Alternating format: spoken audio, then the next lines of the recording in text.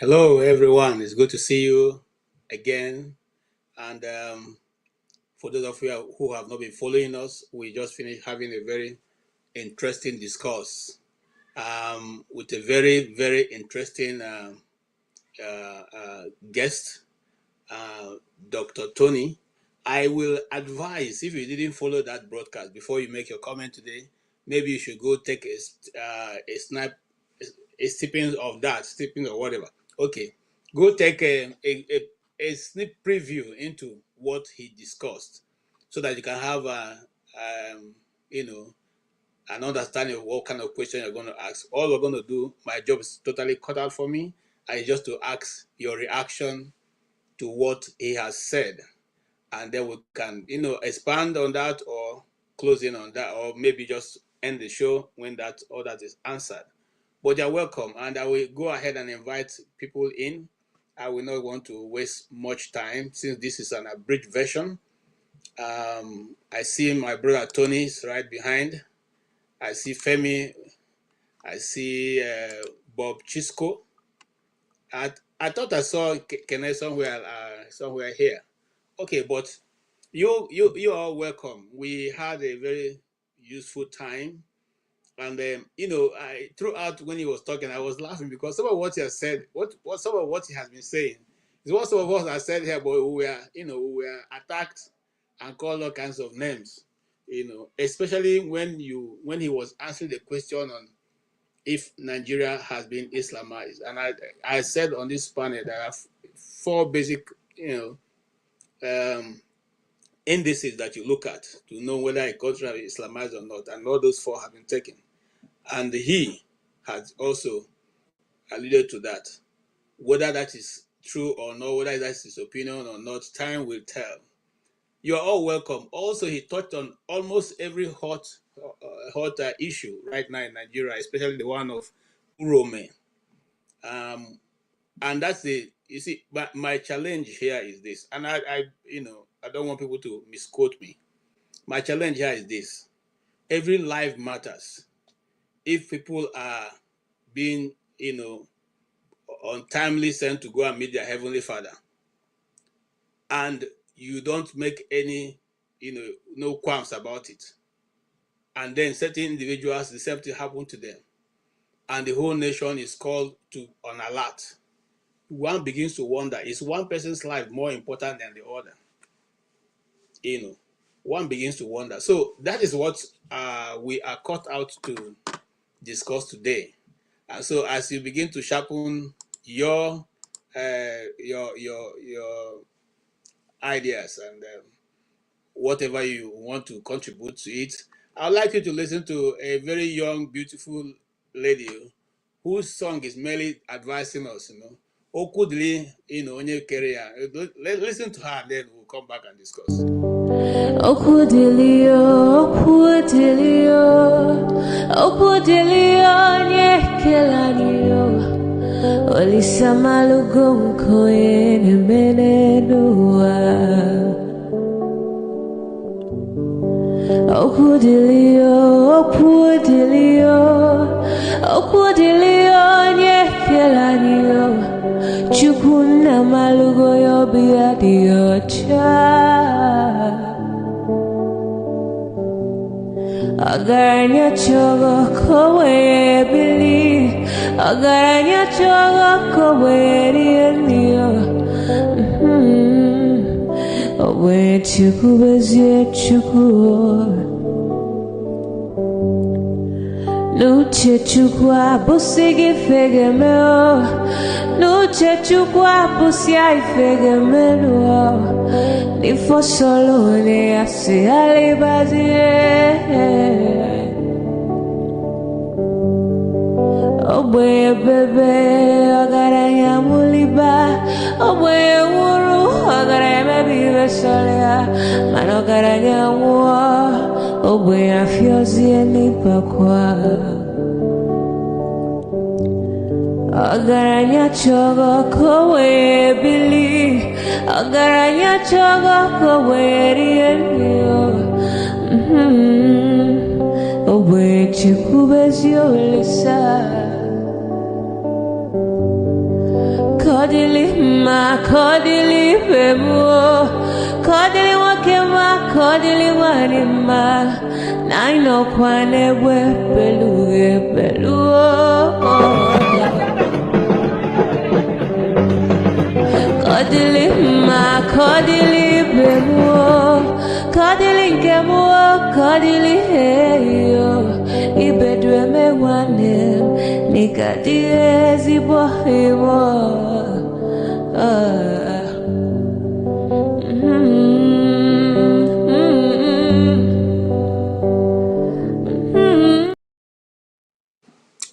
Okay, thank you so much. Let's dive right into it. I was looking for another video, but it's not coming up. So maybe in the course of it, I will get to that.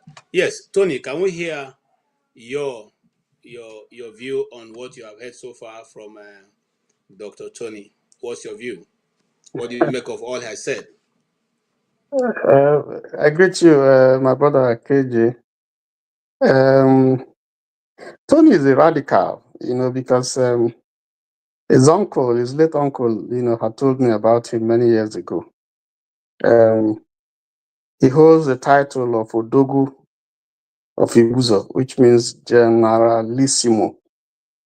So you can see that in the things that he said and his stance, he's a warrior,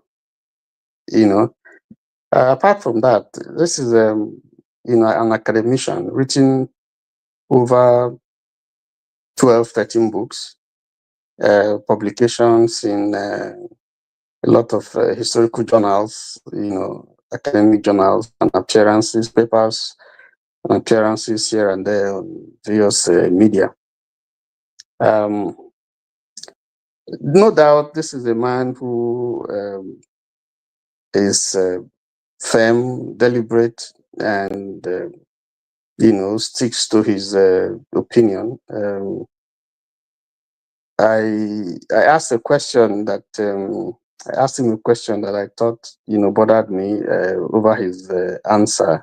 I still don't feel very comfortable with his answer, and there are sessions that he made that unsubstantiated, but we'll leave it there. It probably has his reasons for some of the things, like his assertion that those people were sponsored by Wiki and so on. He didn't give us facts, but it's neither here nor there. But it was quite a very, very rich and instructive discussion. You can see that he knows his onions. He's quite versed. I looked up his CV. I also find out that he is the president of International Coalition Against Christian Genocide in Nigeria. And you can see that a lot of what he spoke also was in that direction. The issue, I think, when he spoke about the problem in the Congo, would I call it the Rwanda-Congo conflict? Because it's Rwanda, Congo, to an extent, Uganda, that the trouble in that axis, the Great Lakes region. I think that he didn't properly situate it in context. I know that's his area. He's an historian. Because there is an international dimension to the present conflict, which he didn't add, and it's critical because it's not just before the Belgium, the colonial people, before the Berlin Conference and the scramble for Africa. That whole area was relatively in peace. There was no Rwanda, there was no Uganda. There was the Buganda people. There were, but there was no country like Rwanda. There was no country like Congo. So it was during the conference when the scramble and partitioning of Africa came that they split the place that was Congo. They split it into two, and one part was Rwanda, and then the other part was Congo, and then the southwest part, which they split also, form part of Uganda. And then you had Tutsis in southwest Uganda, about 1 million of them. You had Tutsis in the area called Rwanda, and then you have some Tutsis in Congo. And then, of course, you also had Tutsis in Burundi. So what generated the conflict was that the Belgians who took over from King Leopold of Belgium sided initially with the Tutsi, who were the minorities. Oh, okay, it's a different matter. Okay, let me just sum up. The Belgians caused the problem because they used divide and rule, supported initially the Tutsis who were in the minority, educated them, gave them privileges over the Hutus who were the majority. And eventually it culminated in a problem in 1959 when there was a revolution, Hutu revolution, which drove away the Tutsis out of Congo, and they fled, to Uganda and some of those places. And it was just because of time. It was those ones that eventually went to Uganda and neighboring countries that now took up arms, and formed the M23 that eventually started fighting, supporting Kagame, who also is a Tutsi, against DR Congo. I just wanted to summarize it. So the problem that you have now, was one that was fueled by the Belgians, by their divide and rule policy, and all of them was essentially because of. But is there any war that's gone on in the continent of Africa that's not been spoiled by somebody outside of Africa? Well, most of the wars, yes, but you see, the problem was that the issue was that they supported the Tutsis initially when they saw that the Tutsis were educated and they were just like the South. When they saw that they were educated and they were challenging them, they switched over to the Hutus, and then they closed their eyes to all the massacre that was going on. Eventually, resulted in the genocide that we saw in 1994. And it's still happening now, because since then Congo has not known any peace, and that trouble has continued. So you have today, you have Europe there, you have America there, you have China there, all of them scrambling for the wealth of Congo. It's unfortunate. Okay, thank you so much. And that was it driving home. That was what I was saying when I thought that the Rivers people were being very funny.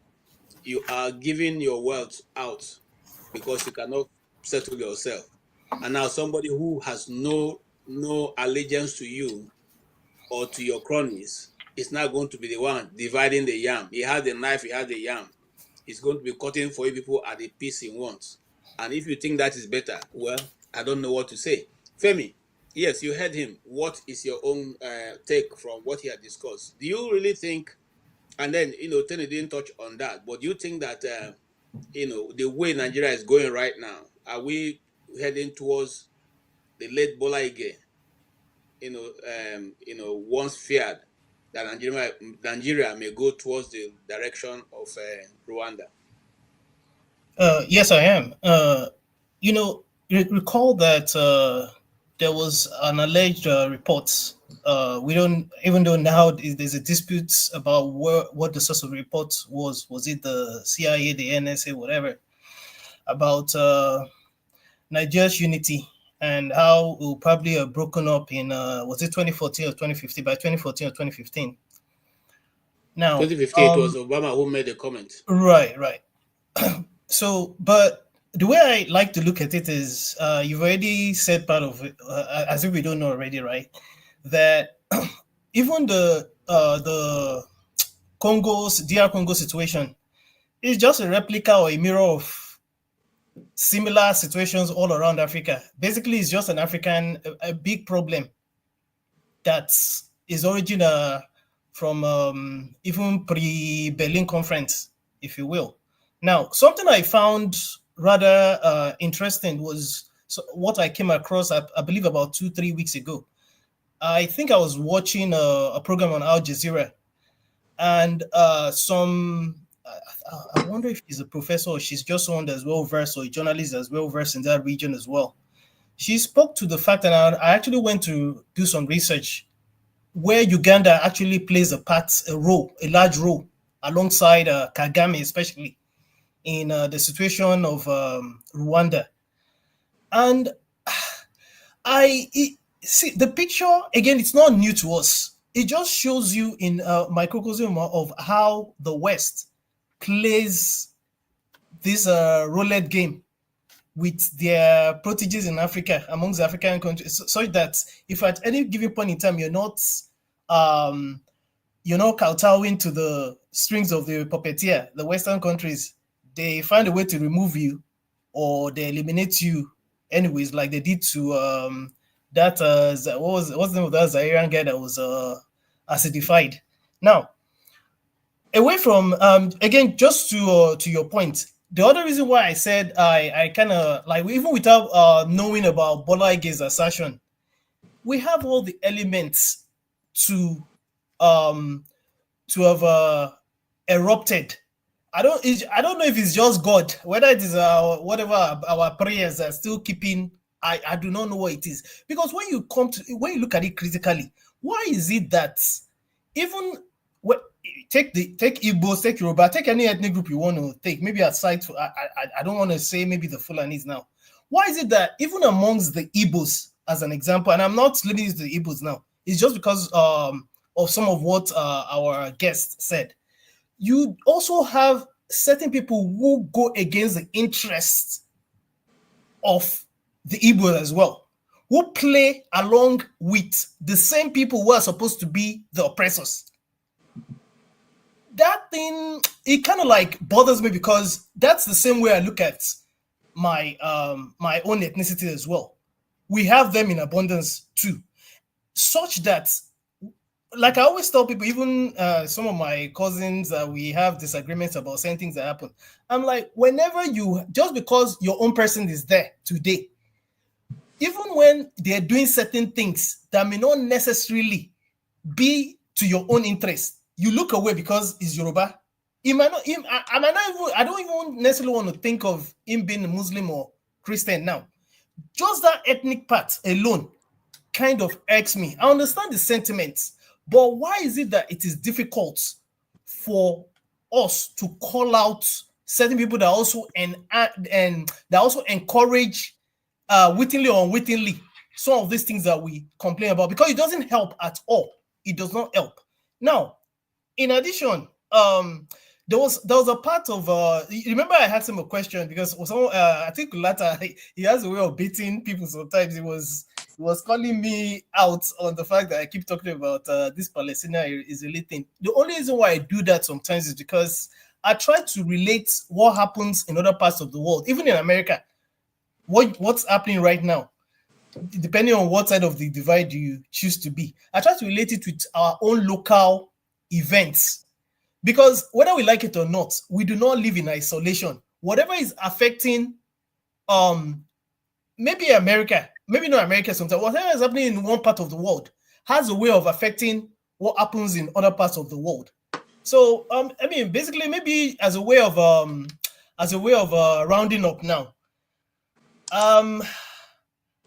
my major problem is the fact that there's no unity even amongst the Igbos when it comes to a situation like this, or even basically.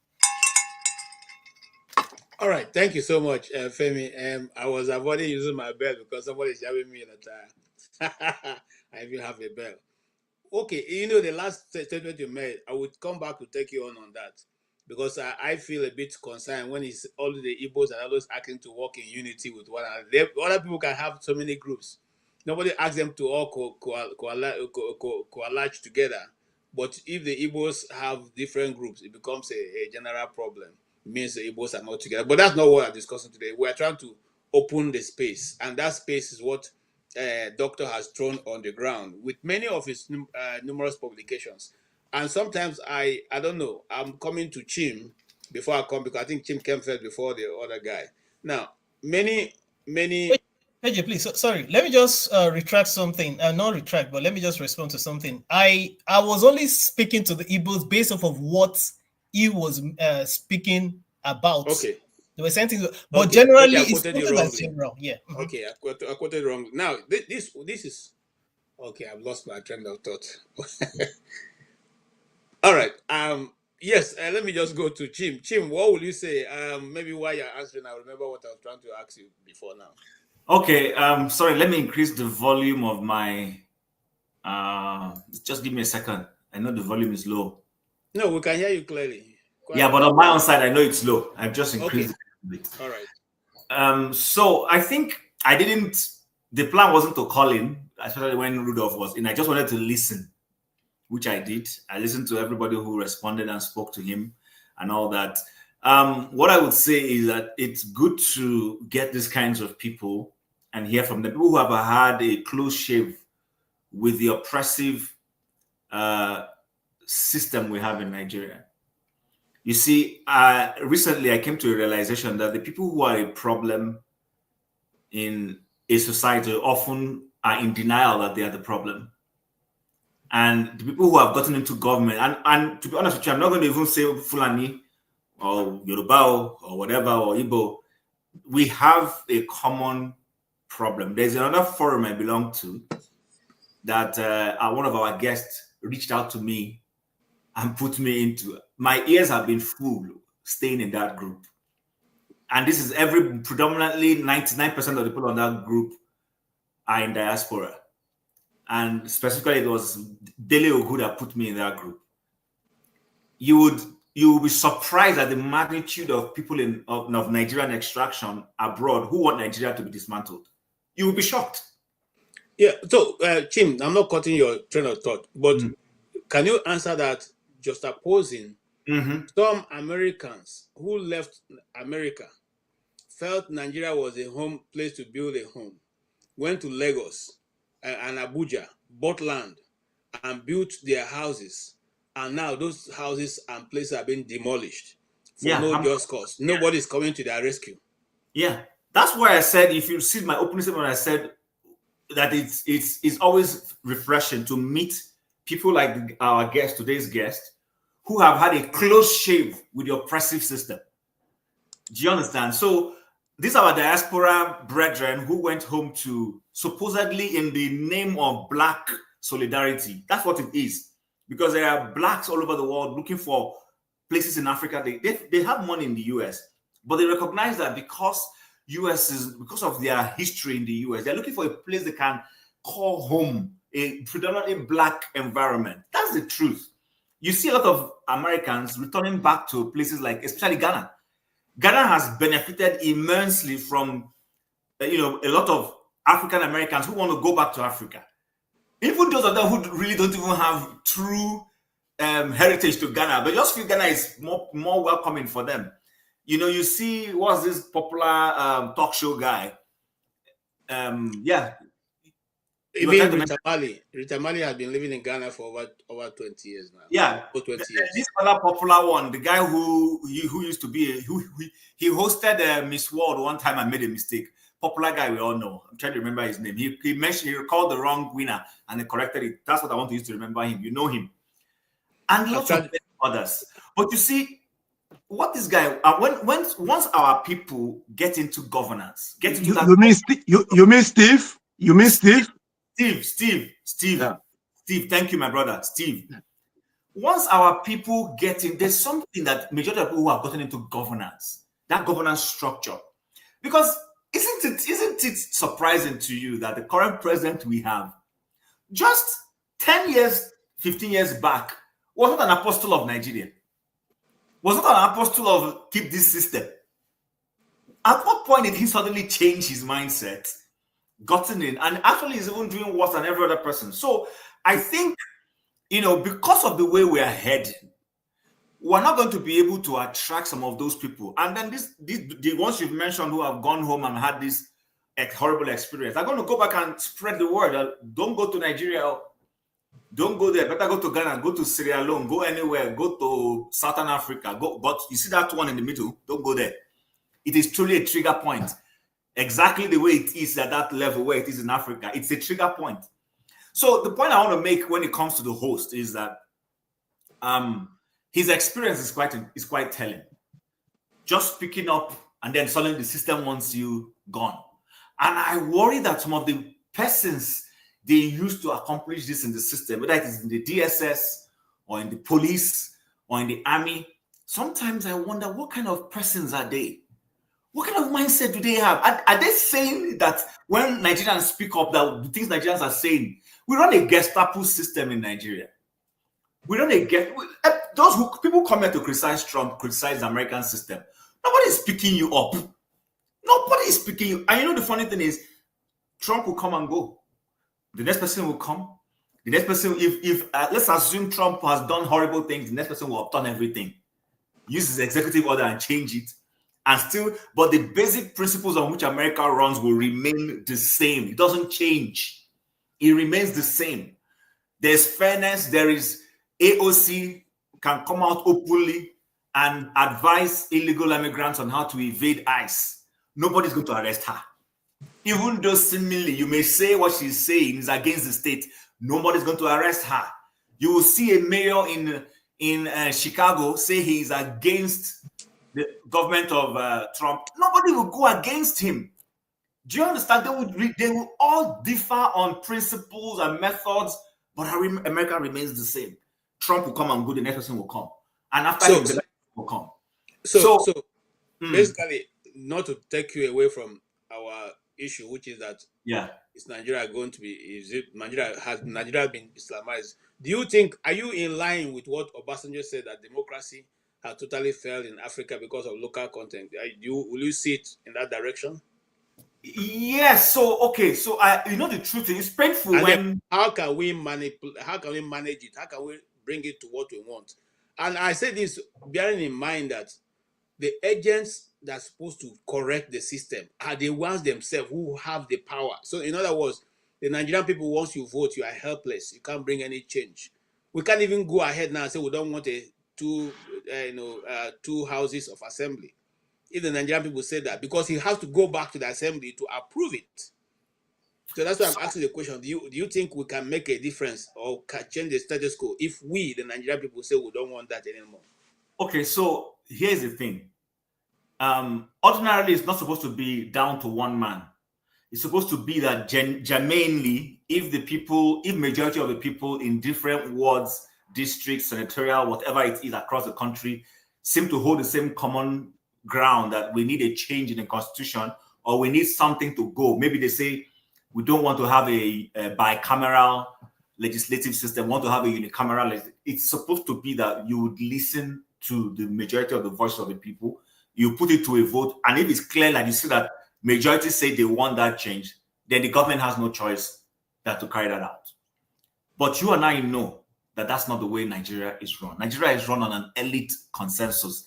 Habit that the elite consensus is against the people. The elites do not run the system for the benefit of the people. They run the system in their own interest. What they agree and accept, that's how they run the society. So to that degree, what I'm going to say to you is this. We've had strong leaders who ought to go in there, because whoever is president becomes Lord in Nigeria. It's like the Lord of the Manor. He goes in there within the 4 years or 8 years he's in office, the way he wants things done. Nigeria takes the character of that person. I always say that the prevalent spirit in Nigeria at any given point in time is the spirit of the man who is the president. The way he wants to run things, that's the way Nigeria runs. So you would have expected, and for somebody who is arguing with me on the plus, doesn't even understand when I say, I'm not saying Tinubu can't change his mind. What I'm saying is this. This man came up to say he didn't believe in the structure, the way Nigeria was structured. I haven't seen any effort from him to dismantle that structure in the benefit of the people. All he is doing is destroying the system in the benefit of the cabal he's creating. Okay. What is this? And Mr. Ike will come in. So I expected that when Obasanjo was in office, Because there's something that people don't seem to understand. You see, it might sound academic, but it is not. Okay. Thank when you. Obasanjo was in office, for instance, the law of precedence, if he had changed the way leadership was emerging, if he hadn't stifled a few things, which he did, Nigeria would have carried on from where he stopped. For instance, his so-called war against crime, EFCC, became the norm because he started it. And for a while, EFCC was doing a good job until it has been bastardized. So I will end by saying, the day we have that strong man, because Nigeria is not going to suddenly become a nation of strong institutions overnight. For now, it's going to be a nation of a strong man who will come and lead by example. The moment you start leading by example, automatically everybody else will fall in place. Everybody is calling Tinubu father, calling his wife mama, because that's the way the system is.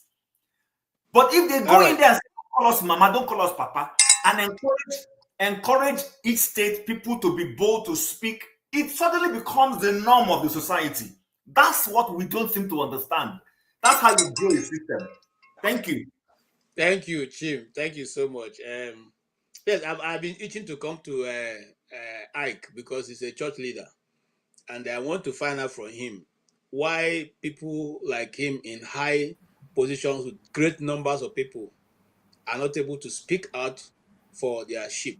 Why will pastors sit there and all these moves to Islamize Nigeria is there, and none of you have ever stood up to challenge the status quo, go to court, or call the government in question to order, or even ask, why are these things happening since we are supposed to be a secular state? Pastor Ike, why have you people refused to stand in the place of the sheep? Good afternoon, good morning, good evening, everybody. All of us are pastors in our own field, right? Pastors are not, everybody is a pastor in his own field. When you talk about pastors speaking to their congregation or to their sheep, the question remains that in Nigeria, how many pastors are known to have a pulpit that the crowd follow? Maybe you have only 4 or 5 of them in Nigeria that people feel that they are the only men of God we have in Nigeria, including me and you. Are we regarded as men of God? No, because we are not the Adebayos, we are not the Bakaris, we are not the Lazarus Monkas, we are not the people of Christian Genocide. We are not of, those are the men of God they know. Some of us, when you speak to them, they don't listen to you. They want to listen to their GO. And you that is a subordinate to G or working under a pastor, or if you're in a branch, you have a little that you can do at the end of the day.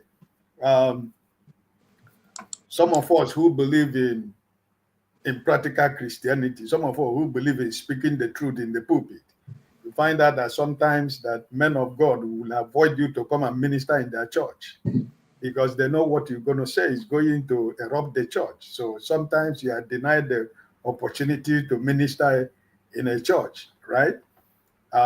If you're a member of a church also, you are struggling with that because they will tell you, you have to be obedient, you have to wait for your time to reach, because they know what you stood for. So automatically, it's not that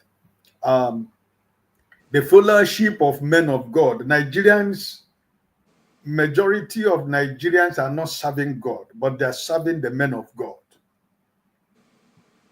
And also, I want to be honest with you that God has left the Nigerian church for a very long time. God has left the pulpit of Nigerian church for a very long time. So what you see in the pulpit happening in Nigeria is man-made work that is working in Nigerian pulpit. Because at the end of the day, you are preaching a gospel to somebody. You are preaching, for example, give, it shall be given to you, right? You are preaching, give, it shall be given to you, to a woman or a man who has about 7 children that he cannot afford to send the children to school. And the church also probably has a school where that woman and her children can be able to go to school, and the church will be able to take care of their school fees. But rather, It is the children of the people that we call unbelievers and the people that come to, that attend the school, because the members of the church cannot afford to pay the fees of the school. Check around in your country called Nigeria, all the school, all the churches, the big churches that have hospitals, secondary school, nursery school, doctors. The members of those churches cannot afford to go there because they can't pay the money. So the same people we want to carry the gospel to go and preach to, they are the people that their children attending the schools, attending the nursery school, attending the hospitals, attending the universities, because they can afford to pay the money. So you see the gap of understanding in the body of Christ, right? So I know. Let me speak for myself. I know the struggle that I went through with the headquarters in Lagos, because I was trained. First of all, I started with Deeper Life, and before I joined the Lord Choosing, and I know the battle I go on with when I go to Lagos. I know the battle that goes on, before I finally left Africa, because even the people at the foreign mission, the pastors in the foreign mission will want you to give them bribe before you can be able to get money for you to go to your branch and run the church. They will ask you, if you are asking for 5 million naira, for example, they will ask you, okay, out of the 5 million, they get 1 million, so that you can, if without that, you cannot see the general overseer, you can't see the pastor. So it becomes a business, right? They want you to be posted to, somewhere, you have to give them money, the people in the foreign mission who will take your name to GO, right? So my brother KG has question for you, yeah. Ike. Is that the reason why the church went to sleep and allowed Islam to overrun everywhere? Yeah, because that's the point. Because the people that preach the gospel don't practice what they preach. You understand? You don't practice what you preach, right? So automatically, you cannot convince anybody what Christianity is all about, because you are not living the life of Christ-like. You are not practicing what you are trying to tell him to practice as a Christian. And at the end of the day, who are you going to convert? You can't convert anybody. You can't convince anybody.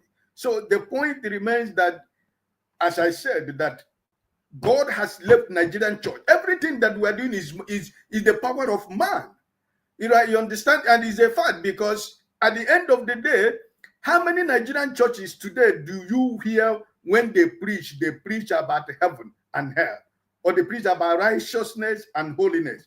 Everybody is talking about prosperity. Everybody is talking about miracle. Everybody is talking about signs and wonders. But for me, personally, as a child of God and as a believer of the word of God, who believe in miracle also, what is miracle? Okay. What is your miracle?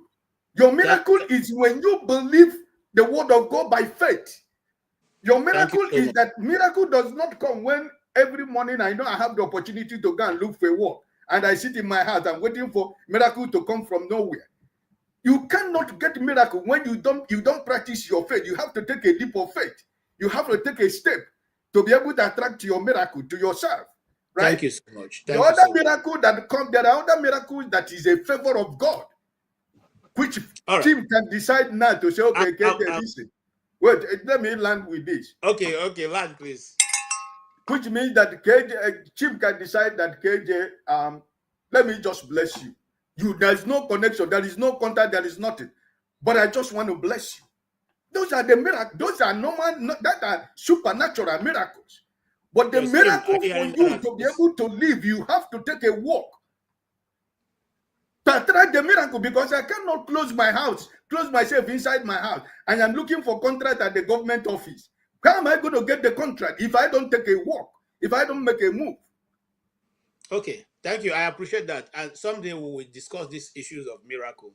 And that will be, I promise you, before the end of April, I'll put that together. We'll discuss the workings of miracle and how it's supposed to be done, whether it is even working at all.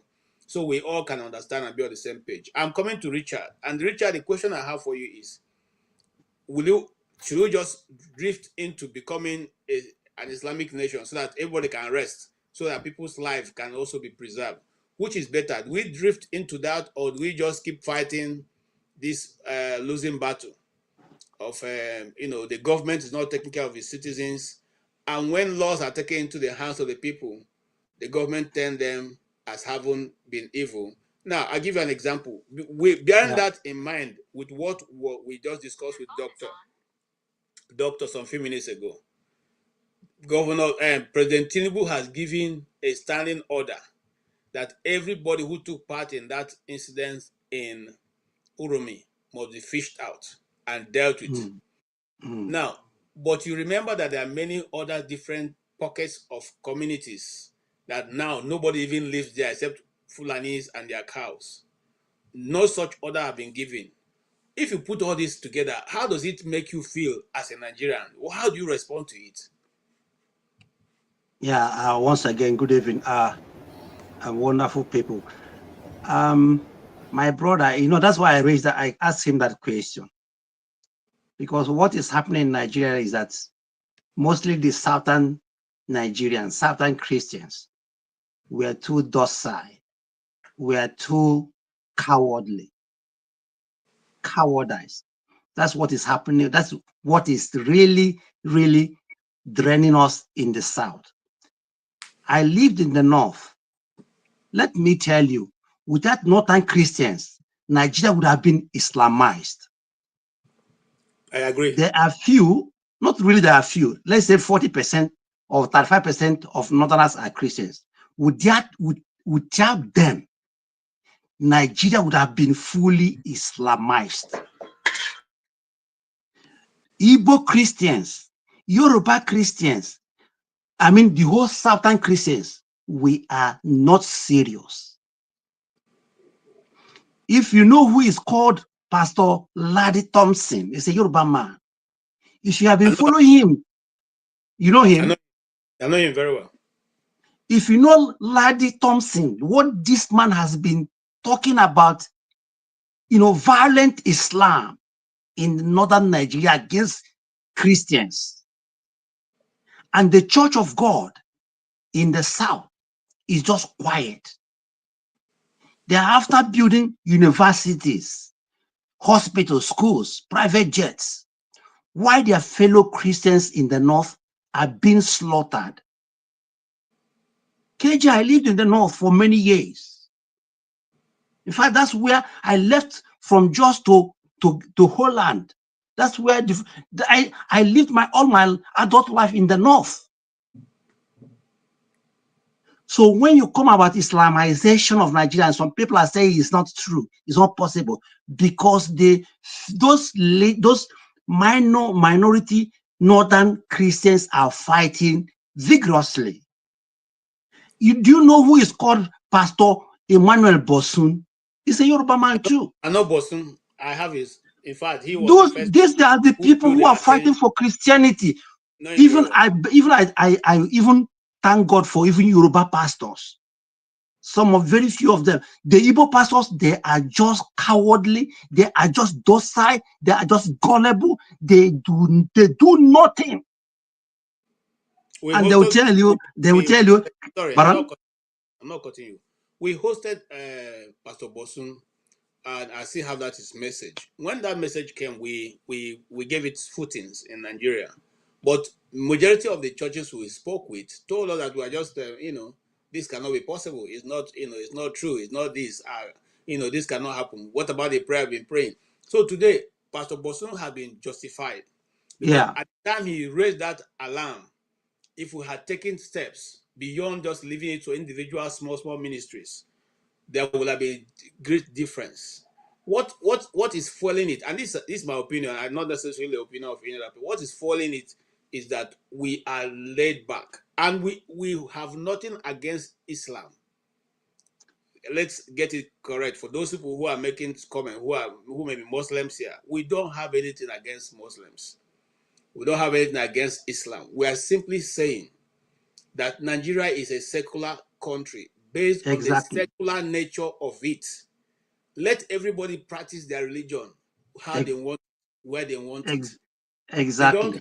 We don't have to make it a general rule for everybody. However, if you decide that you guys want to practice your religion in the way you want it, as you have done now in the north, we can all just operate a confederation where you can decide your own laws, your own this thing. We can still be one nation, but it's a confederate.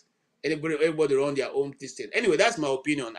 And because we're looking for a way to preserve lives, I'm sure that Islam also takes life as a very precious thing, just like the Christians take it. So, best way to preserve life, Richard, is your last question I'm asking. What's the best way to go about this thing so that every Nigerian can have peace? Yeah, no, I'm not against Islam. What I'm talking about radical Islam or political Islam. That's that's my problem. That's where I have my concern. You can practice whatever you want to practice. And let me go back to our guest tonight. You know, he mentioned Soludo, what Soludo is doing in Anambra State. You are entering into people's shrine, you know, confiscating them, calling them Are you kidding? Are you kidding me? I am not. Look, every DBA that is horrible can be dealt with. But for example, look at our Yoruba people. Can a Yoruba governor go to a shrine now and start scattering shrines? It's impossible. So that's why I'm telling you, our Igbo people, our Igbo pastors, and they are the worst of them. So I love what the man said about Soludo. Soludo should not, go into our places, or the Menala, start calling them Dalosi. The churches in Igbo land, they're even worse than those in the Menala. They commit more crimes. They cheat more than those people. Because I believe cheating is cheating. So finally, the only way we can do this and live it in peace is that Nigeria is a secular country, right? Let everybody practice her or religion, peacefully. Don't force somebody to take your religion or not. There's a trending X message today. There's one Fulani man. The guy has been converted to Christianity. As we speak, last time they even killed his bodyguard. Today, he's on hiding. In fact, if you listen to what they're looking for him to kill, this pastor, they're looking for him to kill. So what I'm trying to say, if you want to live in one Nigeria, let us live, in peace. Let everybody respect each other, whether you are Omenala, whether you are a Christian or Muslim. But don't take your own religion against my own religion, your own belief against my own belief. That's where we have problems. Thank you. Thank you so much. Thank you so much. And you see, you happen to be talking to someone who has done a lot of work in the area of evangelism or even working with Fulanis. So I know most of those people, I know them one-on-one, but that's a story for another day. All right, so we're moving on. We have a former Catholic priest, now present Catholic priest, who is here. And he has more insight. Maybe they were the ones who had the meeting. But you heard what our guest said today, that the country has been totally taken over. And that now we are even struggling to remain secular. But every other indication points us to the direction of being no longer a secular country. There. What shall we do to have peace in Nigeria? From what he said and what his researches show. There's a noise somewhere. Maybe somebody needs to be muted. It's from Father Austin. From me? From Richard. Yes. No, it's Austin. Did it stop? All right. Yes, it stopped. So go ahead, sir. What's your own take? Oh, thank you. I mean, when Tony was speaking, I was just reflecting something. Both Odogwu and the Tony, they are from Delta State.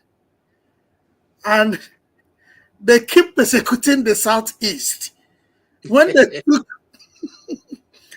took a chunk of the Igbos out of the Southeast, Is that not really funny? So the Nzogwu that we are being persecuted from is no longer from the southeast, and the southeast is still being persecuted. So, like what Richard was saying, I just want to come from where Richard stopped when he talked about the docility of the southeast pastors. We should actually understand that our environment informs our actions and reactions. In the southeast, there is no need to be radical Christian because you are not in the midst of the enemy. The pastor in Onitsha, the pastor in Aba 10 years ago had all Christians around and few pagans. Unlike the pastor from Yoruba extraction that has Muslims around, the northern, they have Muslims around. So there is a possibility of conflict. So they are informed in different ways. So the ones in the southeast are not coming from a way of preserving what they are not thinking that they are losing. So the conflict they will have is even among themselves, how to get more members to their religion. So when this conversation is moved to tribe, I find it difficult to respond to it. Because if we want to use a standard tribe, what would that standard tribe be? I have been to the Fulani part of the country. I've lived in Ikorodu for years, and I saw people who are the natives of that place. They are not better than the native of any other part of the country. So I'm looking at the elite consensus in Nigeria, where somebody is elected today, and every problem here, what would a pastor do? Like what Tony is doing. What would 20 of Tony do to run around the whole world? This is a systemic issue. Who is the?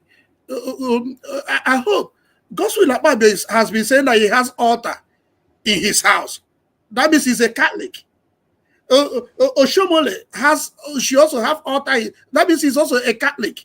So what are we really saying? They are seeing all these things and they are condoling it. You know, since this week, last week, I have been wondering about one thing. The case of Humphrey Wosu that came up. I really sat down and looked at that case. And one thing that came to mind is a stupid person in Nigeria will want everybody to be stupid. Look at what Oshomole was saying. He wanted a professor to go and be an activist by going to announce a result when what he was heading has been already taken away from him. INEC it's not INEC, it was NEC. It wasn't independent. It was under the government. And the government, the president is saying, don't do this. And he wants him to be radical enough to go and hug the microphone and say, though NEC has been dismantled, now this is the owner of the result. And to the foolishness of the argument of our elite, go back to the National Assembly and look at the argument. Somebody went to court and deposited a result in the court, and you're saying that he has not announced it. What is in the court? Is it not a public information? So, like what Derek Farotimi was saying, Derek Farotimi really solved my problem because that has been giving me a serious concern. But when I listened to him this morning, he said they are only afraid because he speaks on what every one of them are afraid of, which is making election to be free and fair. So if you make Humphrey Wosu an icon, you are telling every other INEC chairman to look onto him and behave like him. And this is not what this is exactly what they don't want. How would somebody like Akpabio give honor to Humphrey Wosu when the person that declared him is in prison and he is the Senate president?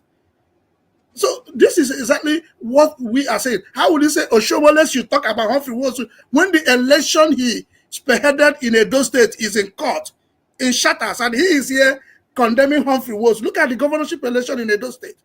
So you see, it is elite consensus, and the problem with it is When you tie tribe to it, you lose a lot of people.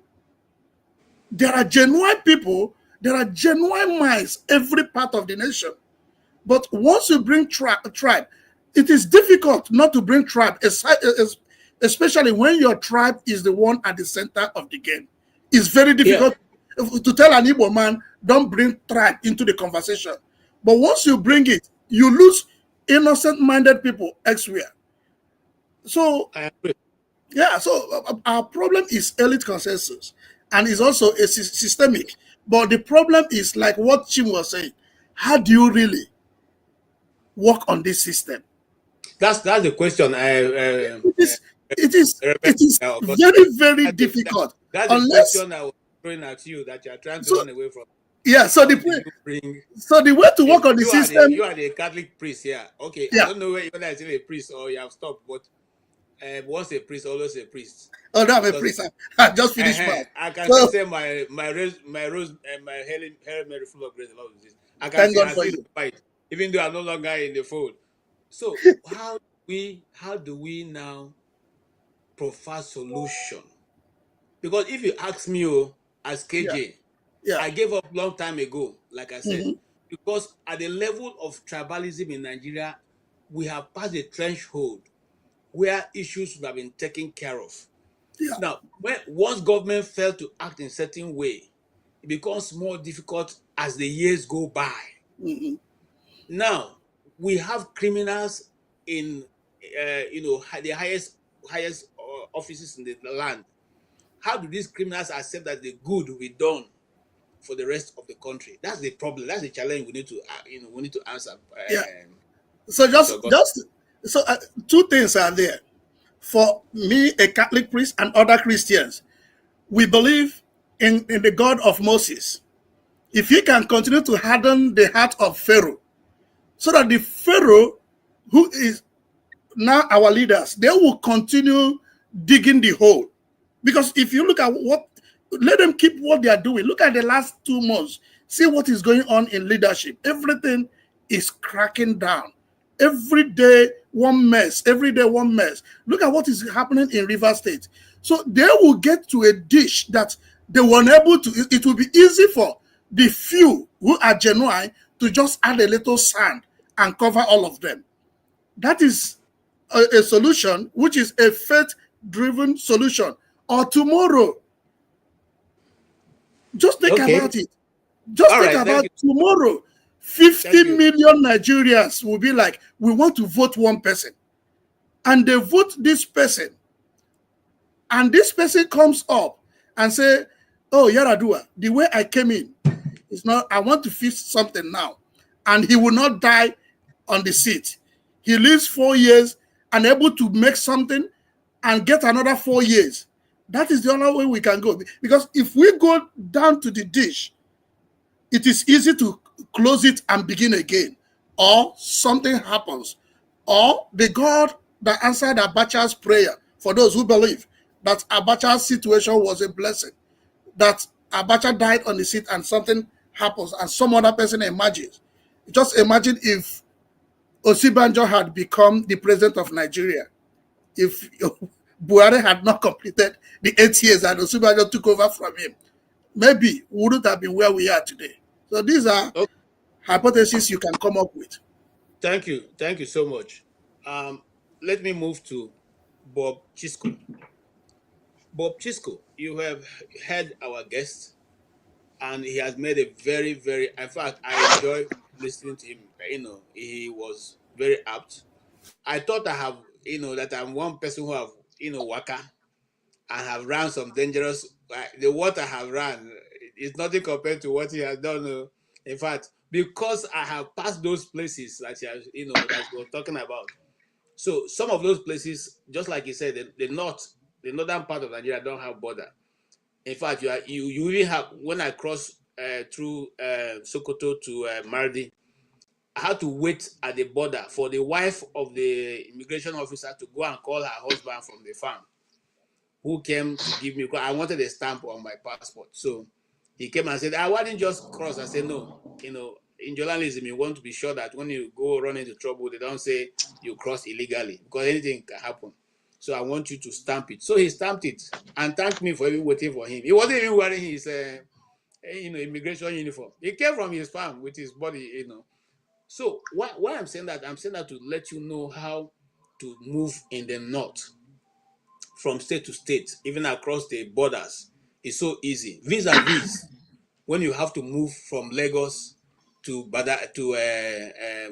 Togo and Benin, or have to move in any part of this, especially the east, where there's a checkpoint at every 5 kilometers. You get a checkpoint where all of you have to come down and trek across, and then the driver will move across, and then all of you go and enter. How do you see this?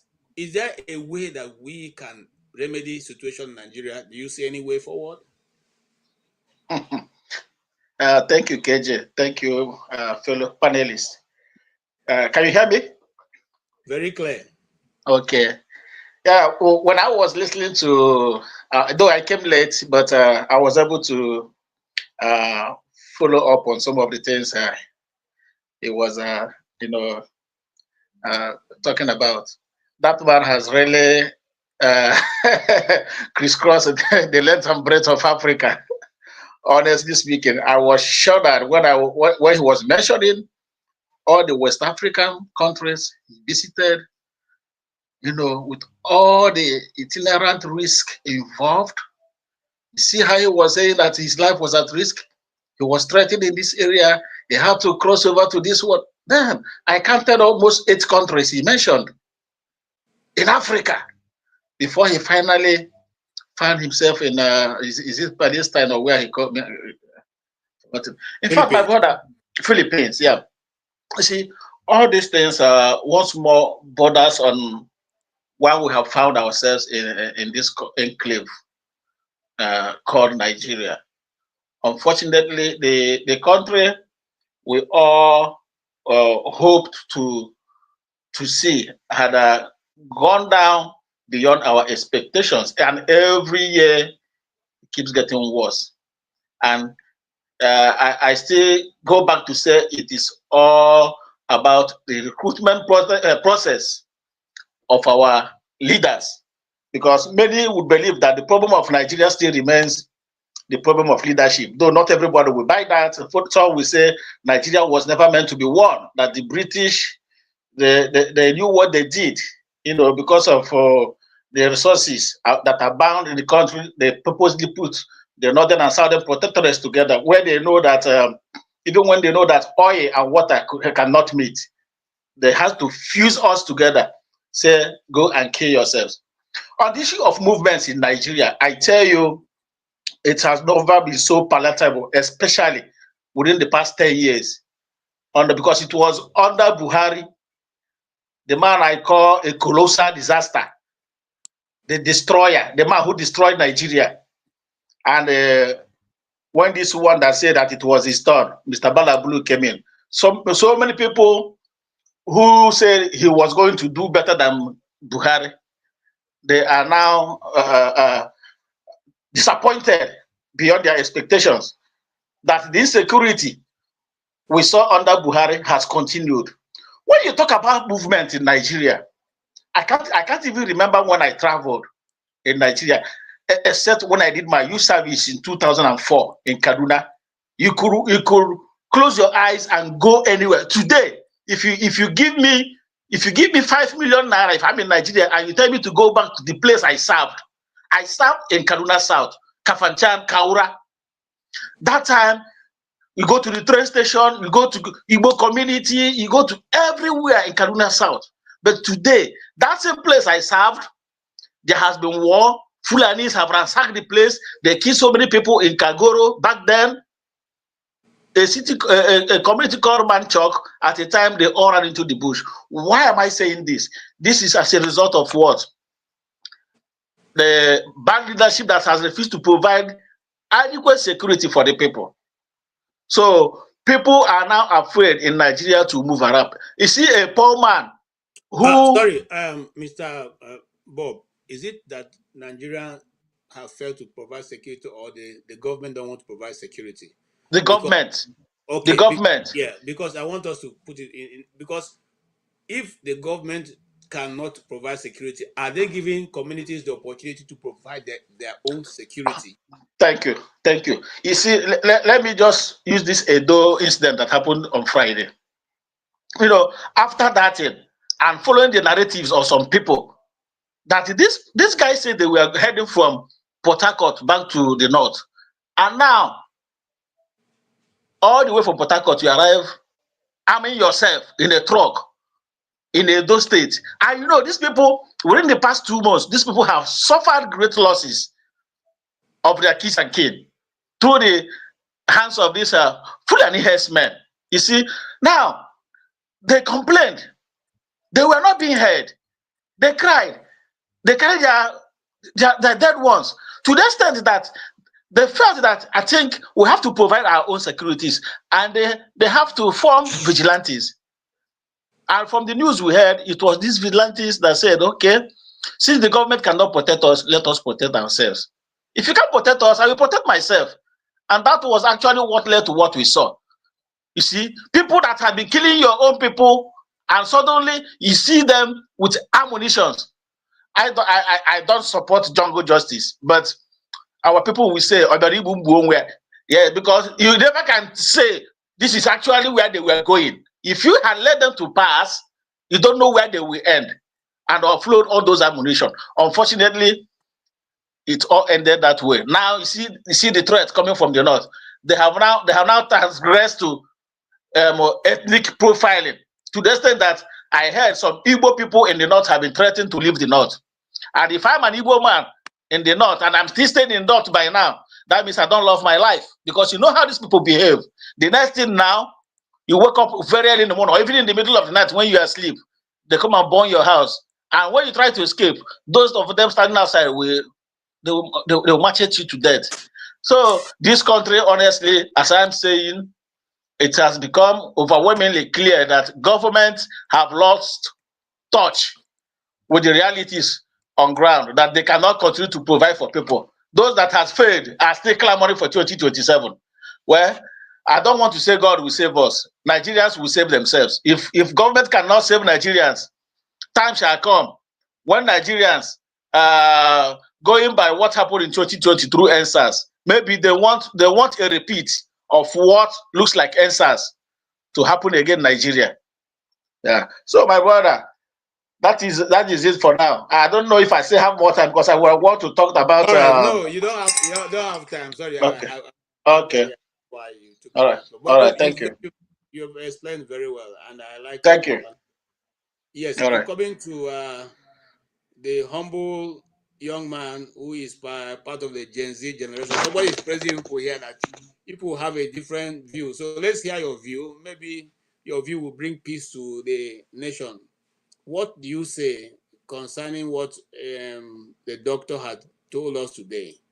And I know that you read wide and far, and so with a Gen Z mindset, you probably also bring a different bearing to it. So what's your take, sir? Is Nigeria being Islamized, and what should we do? Okay. Yeah. So I'll start by mentioning. Well, let me start by greeting the panelists. Good evening, everyone. Yeah, or morning, wherever you're listening from. I know some people are in the United States or Canada or some of those cold countries, maybe Greenland. So good evening. So thank you very much once again for the opportunity to have my view. Yeah, so I'll start by saying that I'm not a Gen Z person. So really, okay. I'm not. I might be Gen Z relative to you. You look 25. Just so. Like some people, when we were growing up, we used to read to read in the history books that the people that organized the first military coup were junior officers. So when I served, yeah, my youth service was in the military. So I did ask them, these guys, these majors or squadron leaders, are they junior officers? Yeah, and they said, no, they are not. They're senior officers. But because those generals will regard, the majors or the lieutenant colonels as junior people. So yeah, Yeah, if you because say I'm Gen Z, I they don't think have it's they still don't in have order because their colors don't have red neck. So the red neck people that are officers. Every other person is junior. So you become an yeah. officer from the rank of colonel. You start having a red pin, red neck. All right. Anyway, that's a distraction. Go ahead, sir. So the guest today, yeah, did not disappoint. I would say he is a scholar. I think he touched on virtually everything that concerns Nigeria. Not only in the aspect of religion, he touched the history, the culture, and relationship with the West. And the part I think I learned a lot really was the Middle East. Because prior to today, I have not sometimes, yeah, I may not have the time to read everything really. So I think occasions like this will provide me the platform to here and then. That will stimulate me to read a bit more about those things. Yeah, he mentioned something about the Middle East, which I had not read before today, about colonization, about the government structure and everything. There. So then also he took a different stand regarding South Africa. I'll just touch on that a bit before I come to Nigeria. So many people are of the opinion that what Trump is doing in South Africa is not the right way to go. But I think he took a different opinion, and yeah, I could see comments coming, flying here and there when he was talking about South Africa. People were not so pleased, about his stand, but I think he made some sense because Dr. Damages tried to use Zimbabwe. Zimbabwe, before they started confiscating land, was a poor country. After they confiscated land, still remained a poor country. The sanctions did some damage, but it wasn't significant. That Zimbabwe is a poor country today, it's not because of those sanctions. The Zimbabwe is a poor country today. It's because of administrative incorrigibility of Mugabe, poor governance and the rest of them, not because of the sanctions. South Africa is not a poor country. South Africa is far more advanced than Zimbabwe. So I don't think that if the United States, sanctions South Africa, that they will suddenly become a Zimbabwe or some Burundi also. No. Yeah, so that's a part.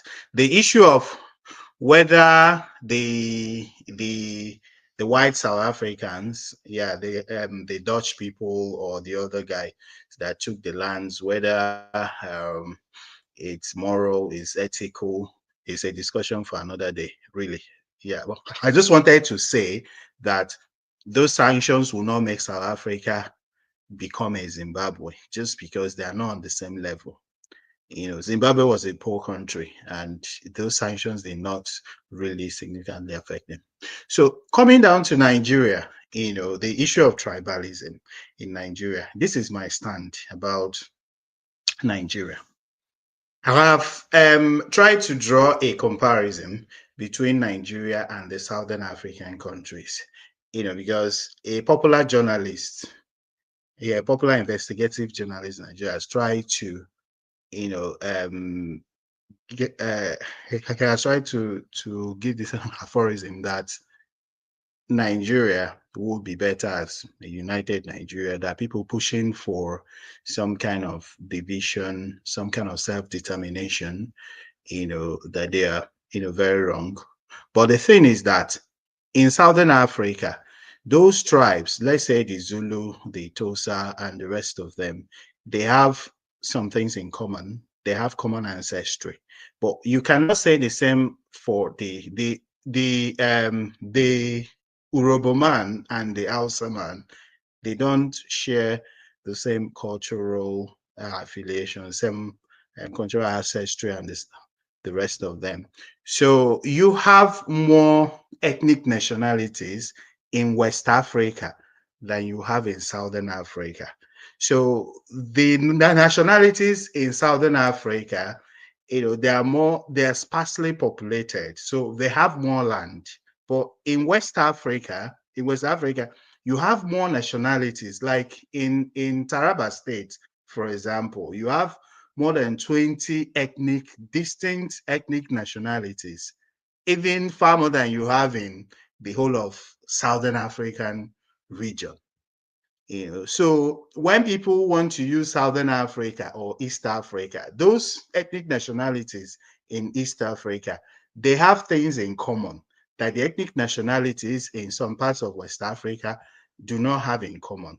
So if you draw the belt, the belt that we usually use in health, the meningitic belt, that runs across from Chad to Gambia. So that belt, it's cuts across the Fulani, the Hausa groups in Cameroon, in Nigeria, in Mauritania, in Niger Republic, in Burkina Faso, in Mali, and the rest of them. Then below that belt is the southern tribes, from Cameroon, down to Cote d'Ivoire and the rest of them, Liberia, Sierra Leone. Yeah. So the reason why some things are happening in Nigeria is because there's no sense of nationalism.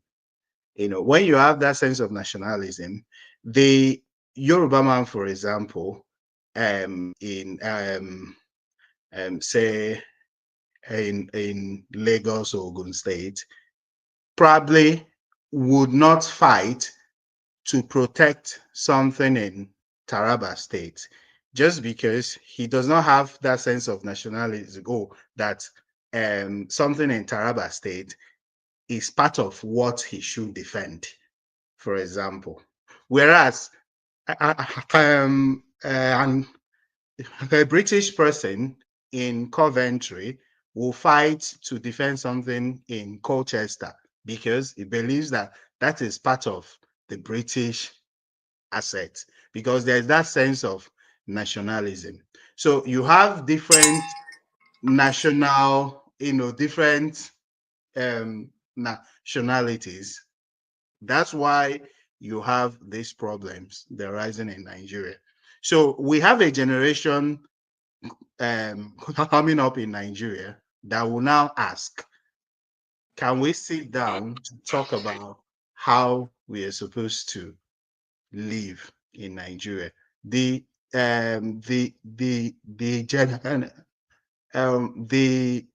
generation that we have now is a generation that wants Nigeria to work. The generation that is coming up is the generation that will ask, can we sit together to talk about how we want to live in Nigeria? Thank you. So much. Thank you so much. I wanted you to land on your point, even though it took a bit more time, but it's okay. Yes, Soli. Hey, Soli, can you hear me? Can you hear me? Okay, so now I'm coming to you right on before I go to John Abba. Yes, I can hear you. Okay, so what's your take? I'm sure you must have listened to all the interview. What will be your own take on it? The interview with there was an interview. Yes. I guess just you didn't listen to it. I just came in mid-show and I was hearing the opinions of people, and I just wanted to share my own opinion. He's of the opinion that Nigeria has been Islamized totally, and that it's a deliberate attempt by government not to give people security, and consequently calling out what happened in Uromi, and giving it a bad name. I'm just paraphrasing right now. You're making people feel as if what they've done is wrong, but all the while you have watched Fulanis or herdsmen or terrorists go into these communities and have done a lot of harm to those communities, their men, their women, their children, their girl child, and all that. And no such cause, SOS, was sent around Nigeria to hunt down the people who have done it. And even quoted an example of just 2 weeks ago about 58 people in Benue were also told to go and meet God, and nobody made any hue and cry about it. The government didn't give any SMS to the security forces to hunt those people down. Why this particular one? What will be your own stand? Haven't heard what I just said. I don't think there's. I don't, even if there's this Islamization agenda, right? But do I you don't. understand what? Do you know the indices that makes a country become spawn towards Islamization? Well, if I speak mainly on the religion, people will not like the truth. So it's just a known fact. That's how the Islamic religion really goes. They start out small and eventually they spread out. We know so many countries that were not Muslim countries before that are totally Islamic countries right now. It seems that's what is happening in the UK also. However, I do not believe it can work in Nigeria because the population is so big. How do you want to obtain it? Everybody has to willingly join the religion, or you have to force them to join it. Now, if you have to force them to join it, you can't wipe out millions of people. You are going to have to wipe out at least 10 to 20 million people or 50 million people. So how are you going to achieve such a goal? It's just that the Islamic people in Nigeria, they are more adamant about their Islamic rights. They are more aggressive and they are willing to be unalived for it. Unlike when you look at the Christian community, they are not. They do forgive and forget. You slap me on one cheek, I turn the other cheek, and you can bulldoze me on the second cheek too.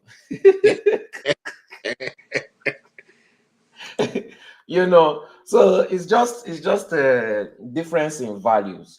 I don't think the politicians really concern themselves with Islamization agenda. These people are too busy stealing money. They don't have religion. They really don't have any allegiance to any religion. That's why they are willing. They are very, very big. Give them position now, give them Quran. They will swear on it immediately and they will steal tomorrow. So they don't believe in the religion. So to me, it's a joke. It's just a little bit of fear mongering. If you ask if you can give me in practicality how they are going to achieve it without slaughtering almost 100 million people, then I'll accept it. And while the world watches and says nothing, then I'll accept it. So, and then somebody was talking about Yoruba pastors talking. Like, Yoruba pastors are cowards, man. They are working with the government. They're helping them to launder money. They're helping them to keep they are doing the same thing as the Islamic clerics in the north. They're helping them to keep the sheep silent and docile. But Christian people, they will not like it now because, white Jesus, anything that is white, they bow down to it. And also, they don't really worship God. They worship their pastors. That's why most of them have no integrity. You will see them doing some of the most callous things, but they will never miss one church, one Sunday night event or one Sunday church event. They'd rather donate money to buy their pastor helicopter because they worship their pastor. But these people, if a beggar begs them for 5 naira on the road, they will almost want to beat the beggar because how dare you talk to me? They still have their classist mindsets. So they are horrible people, who worship their pastors. Straight, and that's it. Their pastor can even, in front of their eyes, take their wife and molest them, and these people will say nothing because it's the pastor that they worship. We see it happen all the time. So you're talking about, and then the only pastor that I've seen about the suffering of Nigerian people is this Odumoje guy. I don't know how to pronounce his name properly. You don't see Yoruba pastors talking about it. To them, they don't care. To hell with Nigerians. They can suffer as much as they want. To hell with Nigerians. That's none of their business. So when you are trying to praise these Yoruba pastors, I think you are doing a disservice, to the ones that are speaking out. And then when you say, oh, the government has lost touch and they cannot protect the citizens, they don't want to protect you. They are not losing touch. I'm tired of people giving the government benefit of doubt pretending like, oh, the government is not smart, the government doesn't know what they are doing, the government, they know. They know. They want you to not be safe. You know, they want you to be poor, because a man that is belleful will not sell his vote. A man that has security will be too scared to come out to vote. You know, why would they help your life when helping your life removes them? This is a government of criminals. I don't understand how you expect good from criminals. These people are supposed to be locked up in jail. There are some criminals that they will never change, and then you elected them as your leaders. In any other country, they would be in jail. They would literally, some of these politicians were in jail abroad. Literally, they were in jail abroad. They are convicts, drug addicts, and you elected them because you like them, because you are infatuated with power, because Nigerians don't use their common sense, right? All they like is, oh, I like this guy and I'm infatuated with his power. That's how they vote. They don't vote with, this criminal might steal all my money and run away with it. They don't care about that one. They think about that one after. But I just like this guy. That's why they will say somebody like Sowore can never be president. It should start from local government. But if you give them US passports now that they should take it, they will want to go to USA, where Donald Trump had no past antecedents, right? So it's just a bunch of hypocrisy. And I commend Tinubu, because Tinubu has to show this Nigerian shaggy. Do you understand? Some of them can still eat once a day. I think that is too much, right? I need Nigerians to not be able to afford food so much that they will not be able to eat once. They will be eating once a week. And then when somebody is trying to eat twice a day, another person will tell them, must you eat twice a day? Eating twice a day is a luxury. You must eat once a week so that your bone will be kicking out. Nigerians have not suffered enough. People think that they are suffering. No, they've not suffered enough. I need to go harder. I need him to go harder. I need fuel price to enter 2,000 naira. In fact, 2,000 naira is too small. Fuel price needs to, because too many people are using public transport. They need to start trekking to work, you know, before they realize that they are suffering. Because they like comfortable suffering. As long as they can still get through it and the suffering is still okay, they feel like there's no problem. I need Nigerians to start using horse to go to work. They need to start using donkey. They need to start trekking to work and trekking back. 3 hours journey, to and fro. That is when Nigeria will change. Since they are hard-headed, right? Let us push them to the limit. And that's why I like Tinubu. Tinubu knows how to choke you, right? Just up to the point where you are about to lose your breath, then you release it so that you have fresh air again. You know? So they need to choke more. They need to finish them very well so that they will finally use their common sense. They are still talking about tribe in 2025 and religion. These people are not hungry. Don't send money to Nigeria. Anybody that is sending money to Nigeria, I beg you, they are not hungry. They are not suffering. Stop sending them money, please. All right. Thank you. In fact, I like your view and I appreciate it, because you see, for me, I like, young men, who are very zealous, because only by zeal that you can take your kingdom. And I like that which you have said. I like it when children tell the truth to their fathers, their elders, respectfully, and it makes a lot of sense. That's what builds a society that stands the test of time, and I appreciate that coming from you. I will come to my brother John Abba. John Abba has been following so far, and you have heard what the young man just said, and you also follow. I'm sure you followed our guest. What would be your own view? Also known that you are a man that speaks from the pulpit. What would be your view, sir? KJ, nice to see you and a fellow panelists. The young man that spoke is very inspiring, and I hope we have more young people like this, because the future belongs to them. I agree. Yeah, I watched the interview of the young man that came to the show. I also understand that. Hold on one second.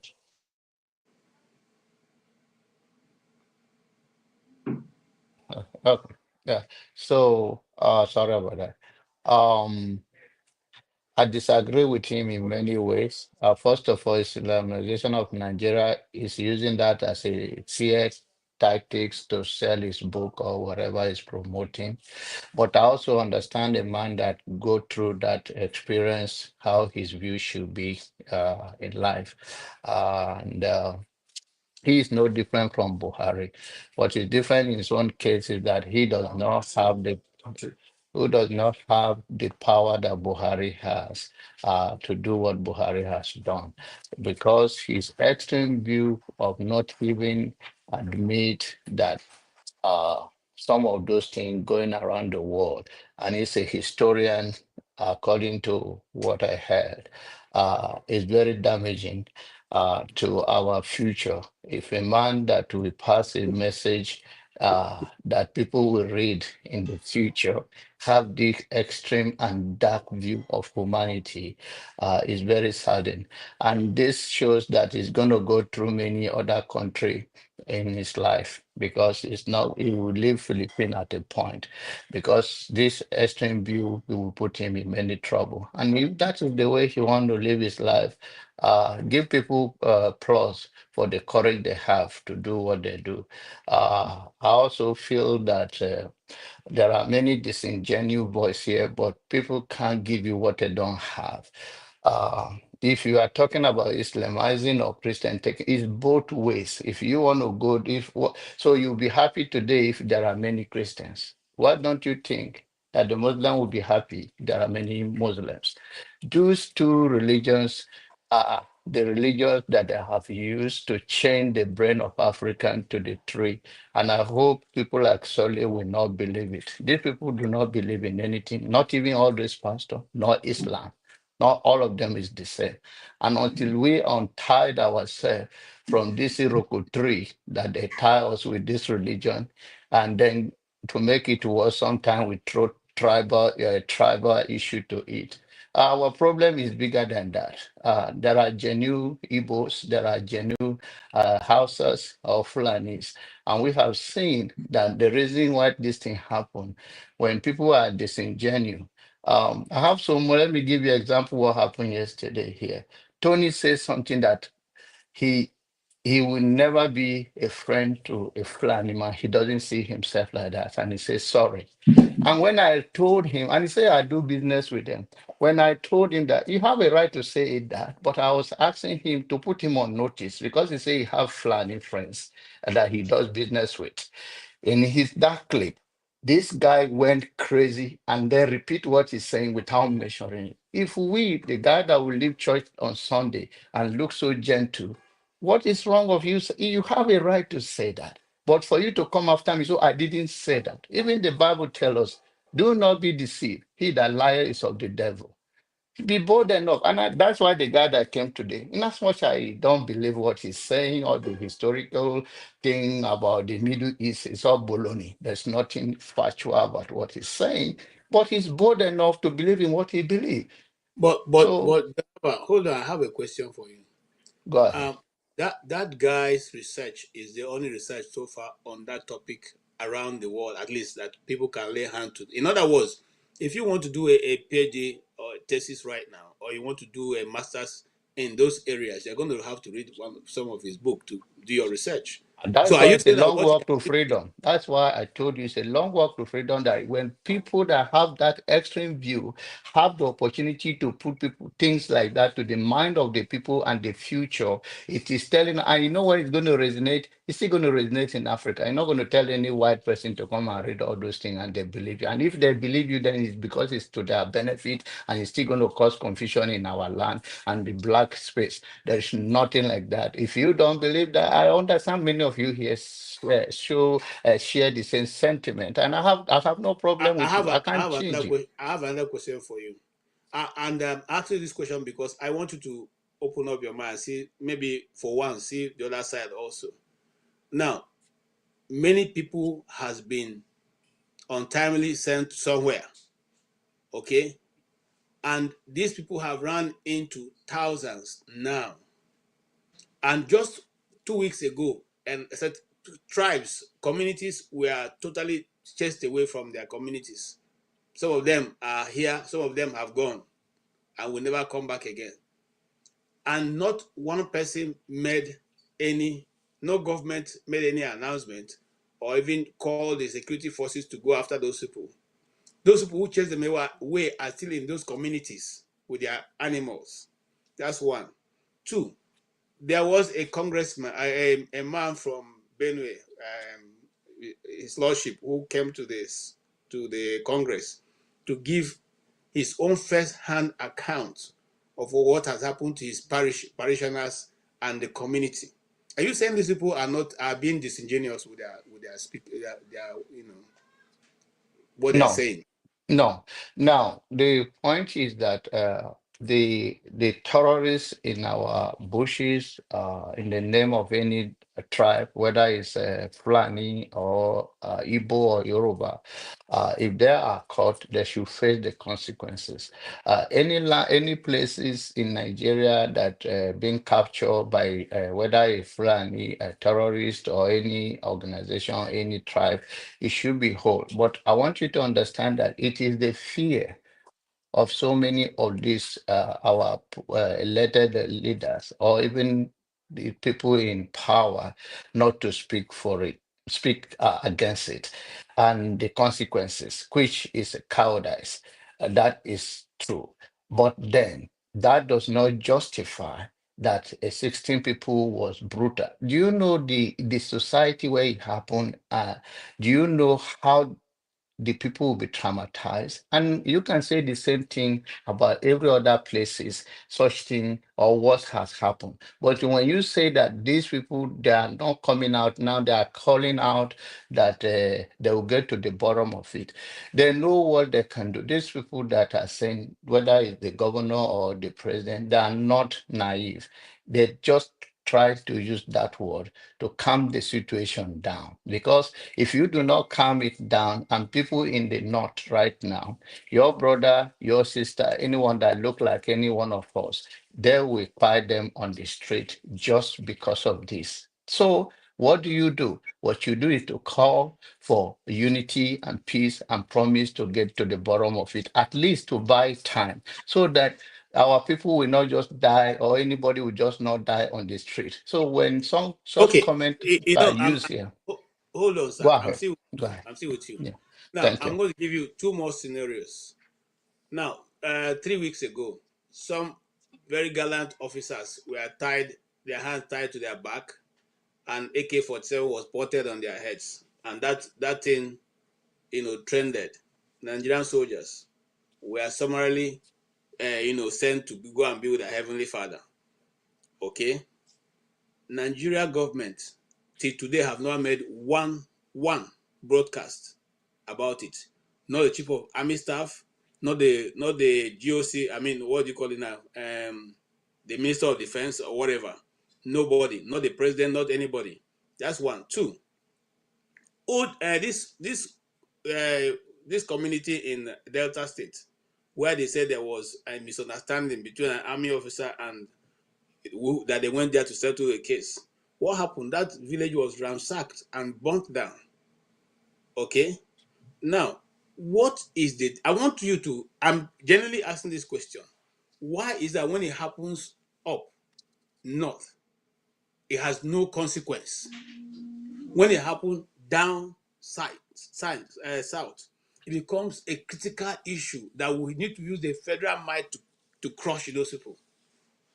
All lives matters in my own word, and I do not condone nor say it's okay for the people in power, the governor, the president, the army, chief of army staff, and all the people to condemn such thing.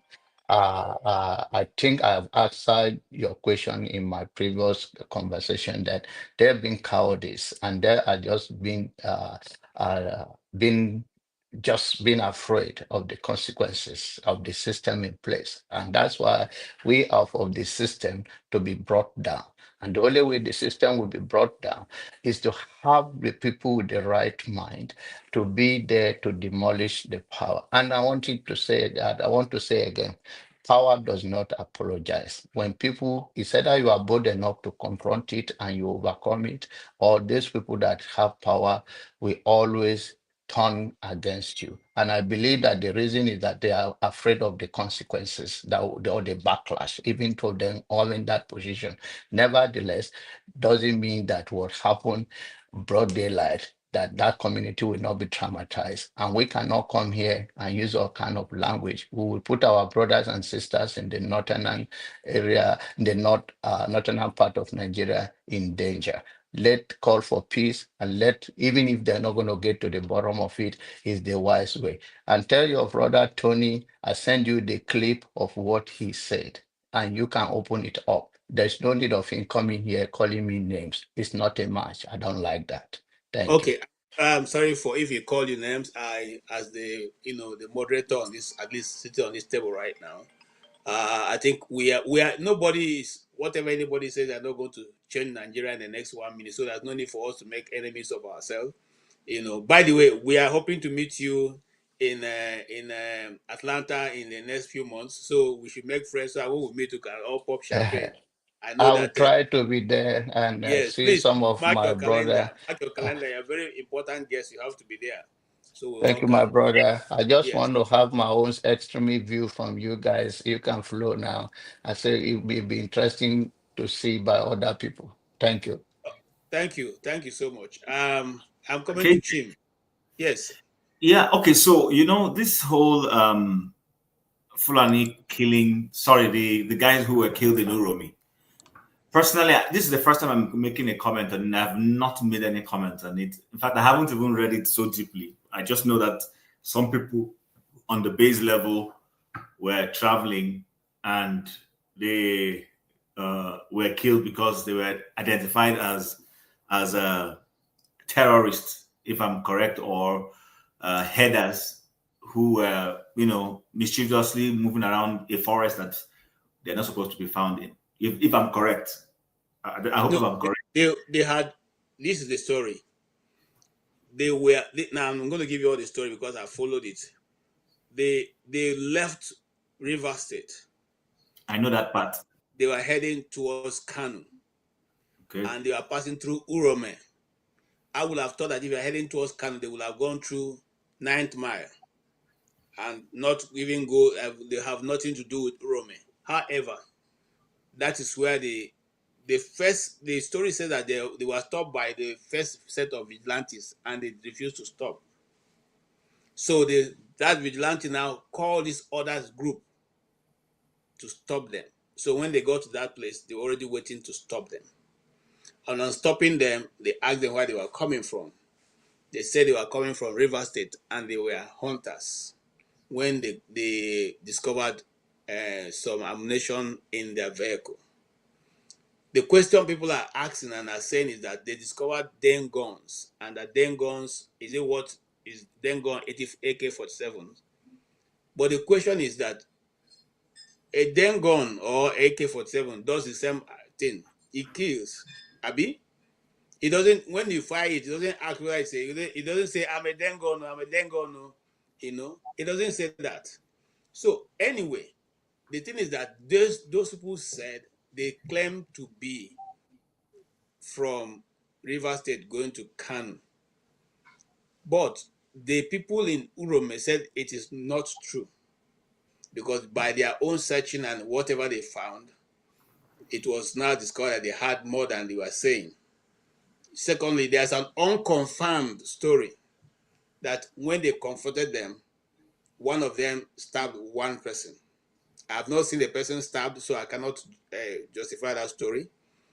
And it was based on that the people got angry and decided to set the whole place ablaze, including them. Okay. However, they were traveling as northern hunters normally do. They go with their den guns and they go with dogs. They also have dogs in that vehicle. All right. So here's the thing. No magnitude or degree of jungle justice is applaudable. None. It doesn't matter. In a properly process-driven society, what you will do is to hand these people over to the security operatives. But anybody on this platform right now knows that we don't have a credible civil security process, which is the police. Nobody trusts them, because these are all these things happening. Should, if in a serious society, should raise questions, which means we don't trust the police. I don't know how many people really go to the police to report their incidences, because people don't trust the police is going to follow through and do the right thing. That's one. Then two is, how can you be from Kano and you're hunting? Do you have a hunting permit? I know we don't have those things where if you want to go and hunt somewhere, then you get a permit. I know. But that, be that as it may, I would not wake up from Abia State or anywhere in the south and suddenly feel I want to catch snakes, and that the only place I can catch snakes is in Kano, and I'll just freely walk into a forest in Kano and start hunting the snakes. It's not possible. It's not possible. It doesn't happen. So I think the problem with our society is that we're always constantly being dishonest. While it is good in one hand to say the people in Uromi murdered these people without necessarily allowing justice to play out, I agree on that. But we must also not forget the fact that you and I come from the same ward, let me put it that way, or will I say local government. And to be specific, it's beyond local government, but let's just, for people who don't know that you and I come from the same place, our communities are close to each other. You read recently how people went into my own community. Yeah. To go, and the same set of people. Yeah. Go and destroying farms, and then they met their untimely death, which scared a lot of people for a while. I don't know how the government of Abia State has resolved it. This thing is becoming too much. You can't, in fact, you and I, even though I come from the same community with you, I cannot from suddenly just walk into a forest in Nsukka for no reason. You can't do that. So this whole thing where people just, are not being rational to look at things critically. Security has become an issue in Nigeria, and there is mutual suspicion. How many Yoruba people do you see walking into forest in Benue State? How many Igbo people do you see walking into forest in a Yoruba land, for instance? It will not happen that way. Unless this is a land that was officially sold to you, and the people in that community already know that they've sold that land to you. Nobody in that, look at the volume of people. How many were they? And they just from river, okay, how did they get to River State and they're moving from river? They went hunting. There's no forest in all of the north, none in the middle belt. And it was in River State you went hunting. And then your hunting now took you through Uromi. I think Nigerians, we need to get serious and call a spade a spade. Why we will condemn the people who kill them for taking life? Life is precious. Don't kill anybody. But again, I can understand why some of those things are happening, because nobody trusts the security operatives. Lots of people in the past have been arrested and handed over to the security operatives to do their job, and they freed them. So you see, but because everybody is now we're falling back to each of our ethnic nationalities, and it's a dangerous thing to be doing, because once you start falling back, rationality and reasoning is thrown out the window, and it now becomes the proverbial everyone to himself and God for us. When any people get to that level, it's a very dangerous dimension. Very dangerous dimension. I just wanted to say that because I've been avoiding, because I haven't thoroughly read that thing. I've been seeing people making all sorts of comments, but let's be honest, you can't come from nowhere and walk to nowhere. Thank you, Tim. It's a bit concerning, because River State is made up of water, mostly water, swampy, mangrove as we call it. I don't know animals that live in mangrove except crocodiles and other aquatic animals. So where is the forest you want to go and hunt? If it's Edo State, I can say Edo has a large, even at that also is made up majorly mangrove, waterlogged forest. Such animals don't live there. That you're going to hunt for, antelopes and all that, don't live in such a place. However, to give them a benefit of a doubt, we say that when such things happen, the police should be brought into play immediately. But here is my concern. My concern is, why is the whole of the North in flames to bring people to justice? This has not happened since this has been going on in other parts of the nation with this same particular set of people. And there's a part of the Southwest that's still they've not been able to go back to their community yet. The governor is still dealing with that issue. But this has not come to the attention of the national government.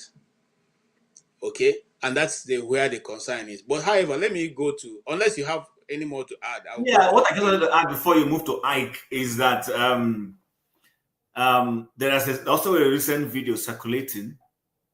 Somebody woke up, cleared up land, prepared mound. I'm taking my time to detail so that we understand the economic magnitude of what I'm going to project. You till the ground, you know how we till the ground for our farming in the East, whether it is yam or cassava that you have put in, and then it goes through the cycle of the rainy season. You go through the weeding process during weeding season. When you know how weeds will come, you clear the weed, and then just before it's time for you to harvest your hard-earned farm activity, somebody comes with their cows in droves. Now, not only are the cows eating off the leaves, you see these individuals harvesting cassava and throwing it on the ground so that the cows can chew on them. And someone says it is okay. When you take these matters to the National Assembly, somebody in the National Assembly will not shudder and say, no, even though these are my brothers, I understand our cow needs to find water, whatever, pasture. But no. This is farmland that is being destroyed. Somebody went through all the process I just described for you. He cleared that forest or that farmland, tilled it, prepared it, and then you come and destroy it. And people sit down in the National Assembly and they don't look at it from an economic point of view. We need to wake up. We need to wake up. If it is that these guys were staying in their ranches and somebody scaled the wall and went and started slaughtering their cows, I would also defend them and say it's not wrong for you to enter their ranch and go and kill their cows. But the shoe is on the other side. This might be the only food this man has. Might be the only thing he's going to sell, and you have destroyed it. And nobody is flinching and saying, no, we can't have this happening. I think we need to wake up, because sometimes I read some people's comments and I'm like, in what alternative world do you really live? Thanks. Thank you. Thank you so much. Ike, yes, please make your contribution. KJ, listen, I did make a comment yesterday about this. I don't want to continue to repeat myself. All I did say is that as a human being, I said it yesterday, as a human being, I cannot give life, so I do not have power to take life. Life is something that is precious. And we sympathize with the family that lost the people. But that is just a small screen to the reality of what your country is like today. You know, people have been killed every day. They kill people in Nigeria every single day. And nobody's saying anything. And that's why I said yesterday, I was telling my co-panelists yesterday, those who are sympathizers of the illegitimate government in Nigeria, that why are they waiting? They should declare a state of emergency in Ebonyi, declare in Edo State, declare in Benue State, declare a state of emergency everywhere, because there is emergency everywhere. And for anybody that is defending the point that somebody said is from Kano, he went to River State for hunting. I mean, I don't think that we as human beings, we are just reasoning. Are we trying to pretend that we don't, none of us even have a common sense anymore? And somebody from Kano went to River State to do hunting, you know, in Nigeria of today, right? I just feel that when Nigerians begin to tell themselves the truth, that is the only way we can find solution. Chim is just giving an example of somebody who wants to harvest his cassava. The rest is story. That is a daily occurrence everywhere. It's all over Nigeria. That is what is going on. The rest is story. People run away from some places in I think Ondo State. That's why I said that your president should declare a state of emergency everywhere. Why should it be only River State that should be declared the state of emergency? Because there is an emergency situation in Nigeria everywhere. So why are we why are we playing politics with it? Okay. Nobody saying whatever we are saying now, whatever we are saying here, we are not saying that we are happy that 19 people lost their life in whatever circumstances that happened. But what of the people that are being killed every day? Thank you. Thank and you they're so not much. human beings. They are human beings also. Thank you. So we are not encouraging, we are not saying that we are clapping our hands that it happened. No, because we don't know the circumstances why it happened and what actually those people, what are the mission and actually why we are their mission in River State. We haven't gotten any proof right from River State for people from River State to tell us, oh, they saw those 19 people, they were in their bushes hunting in the River State. So they were there making their hunting. So nobody can say actually what it is. So, but let us not pretend as if we don't know that people are being killed in Nigeria every day. There are so many people that have left their fans for so many. Those people that are living in IDP camp, are they not human beings? The whole life that have been lost in Southern Kaduna, who is talking about it? The people that have been killed in Southern Kaduna as a whole, who is talking about those people? And that's why yesterday when they were talking about El-Rufai, I was saying that if we are living in a decent society, immediately he left as governor of Kaduna State, he should be tried for ethnic cleansing because his 8 years in Kaduna State, he made sure that he slaughtered the citizens of Southern Kaduna. So what are we talking about? The people that live in ID camp are not Nigerians. Are they not human beings? The Boko Haram people and all the terrorists that they will release them, they tell us that they have put them into Nigerian military. What are we really talking about? Are we really a country? Okay, sir. I appreciate your contribution. I'll quickly go to Kandu and I'll go to Benson. Please, and I beg your indulgence, all the other people are not coming to. And they would like to quietly just squeeze this, this time in and rush to discuss something very, very important before we round up because we are almost getting to our concluding time. Yeah, Mr. Kandu, welcome, sir. How do you do, sir? Yes, good evening, everyone. Good to see you. Yeah, I'm good sure you followed conversation. the discussion so far. Yeah, I was listening from the very outset with the guest, and Okay, um and make your contribution. but this killing of people, I will never ever support the killing of any human being. I don't even care if the person has killed 100 people without going through due process. Many ages ago, I remember I was coming from soccer practice and I was at Oyingbo bus stop. And I noticed this guy's pickpocketing people. And it even got to a point where I didn't even want to get in my bus to go home. I was just fascinated seeing what I was seeing. And it got to a point that they actually caught someone. And from my observation, that guy that they caught was not one of the people doing the pickpocketing. And they beat this guy. They beat the living daylight out of this guy. They forced his mouth open, poured petrol in it, and set this guy ablaze in front of me. And I haven't witnessed the whole situation. And to the best of my knowledge, this guy was not one of the people that was doing this.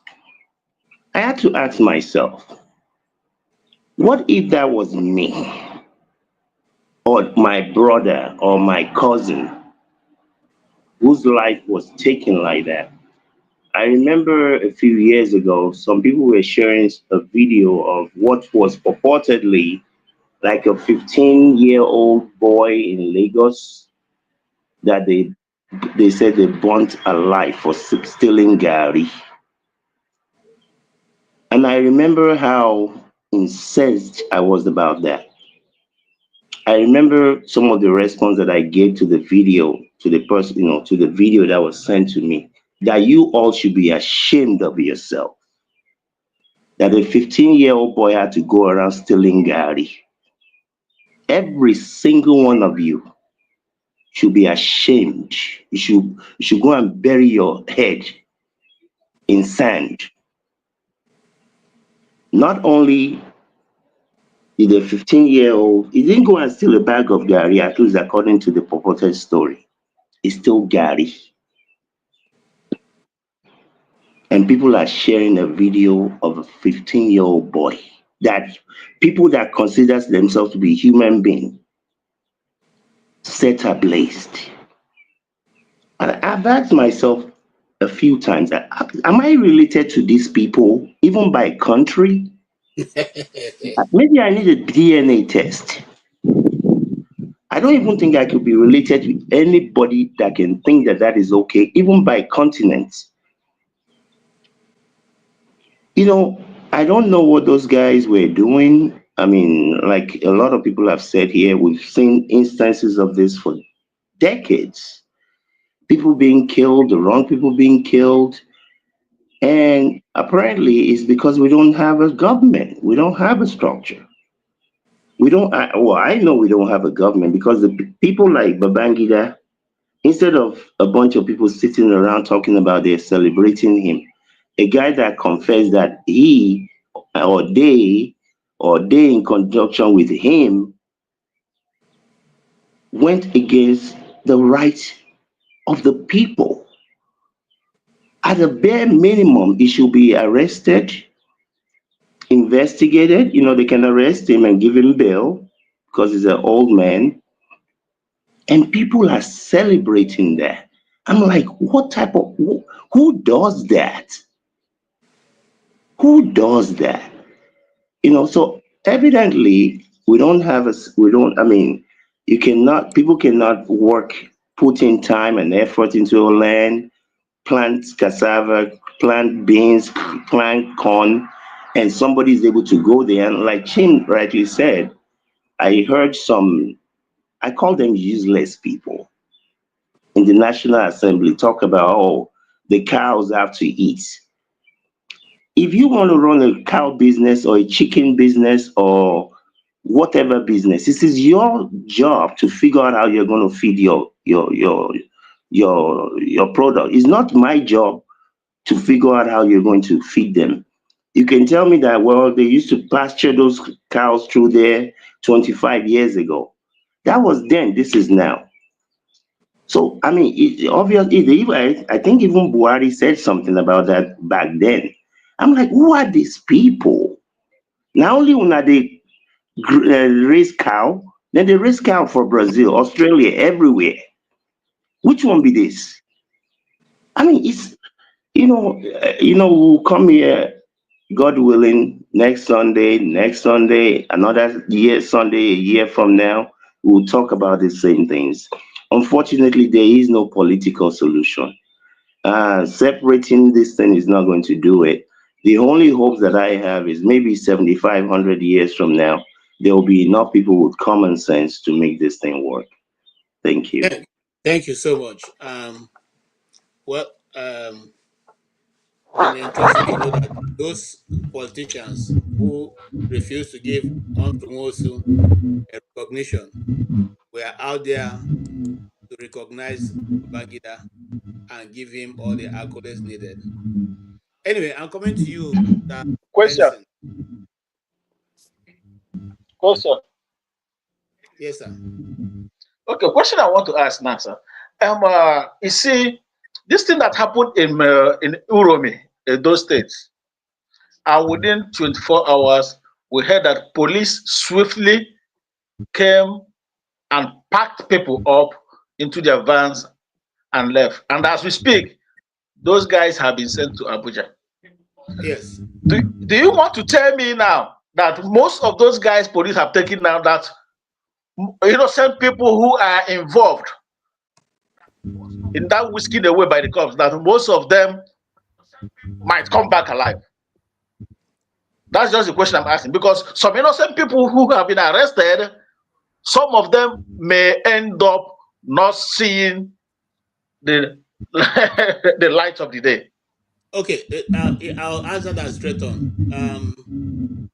Majority of them are going to come back. So that's just the truth.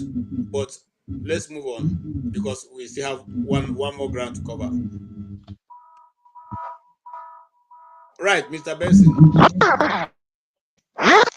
Good evening, Mr. KJ. Your audio is not very good, so I don't know how to help you. I've been trying. Your audio is bad. Benson, a lot of noise from you. Yes. There's no noise here. Hands free. Yes, I'm using my phone. There's no noise here. Hands free here. Okay, thank you, Mr. KJ or Dr. KJ, Mr. Chim, and other panelists. Oh, it's unfortunate, you know. It's very, very unfortunate what is happening in Nigeria. And I think the thing is that the government is the cause of these problems. Because the government believe that the Fulanis, not even Hausas, are the first citizen of the country. They give them first priority more than the other people. The government is supposed to settle this problem, but they don't want to settle it. They're doing this for political reasons. They believe that, like this man ruling Nigeria now, he believes that if you want to stop this, then they will not get vote from the Fulanis. So they are trading our blood for this kind of nonsense. Let me say in South Africa or in Namibia, Namibia exports cow meat. That's what they get their part of their resources. But then, this cow they export, you can't see any cow moving from one farm to the other. All the farmers, mostly the white people, they have their this thing. What they call it again? Where they where they feed their farm. They have it. Right. Yeah, they have it. And they go and buy food. The food they buy grasses for them. You see, in Namibia, there's a place they sell grasses. They go and buy these grasses. Even they can travel 5 miles or even 20 miles or 30 miles or even to go and buy this thing for them and put them in one place so that they can be eaten. They don't do like this in Namibia. Even in South Africa, they don't. In Botswana, the same thing. So why in Nigeria this thing is different? Many times they have called for assemble, that nonsense assemble. They don't want us to settle this because of the political reasons or because they believe that the Northerners are more violent. So that is why these things are happening. Now, they're not are calling, instead of saying the Edo people that killed them, now they are transferred to the Igbos because they believe that the Igbos are more in their place than the Benin people and other state who other tribes. So that is why they always do this. You see, they're making ethnic profiling, which is wrong. Not the Igbos that kill them, and the people who kill these people.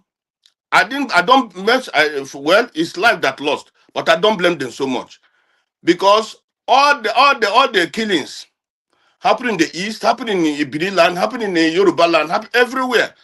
The government doesn't give much in order to go and arrest those people or not. They don't. But whenever this is happening, the Northerners they kill soldiers, they kill everything.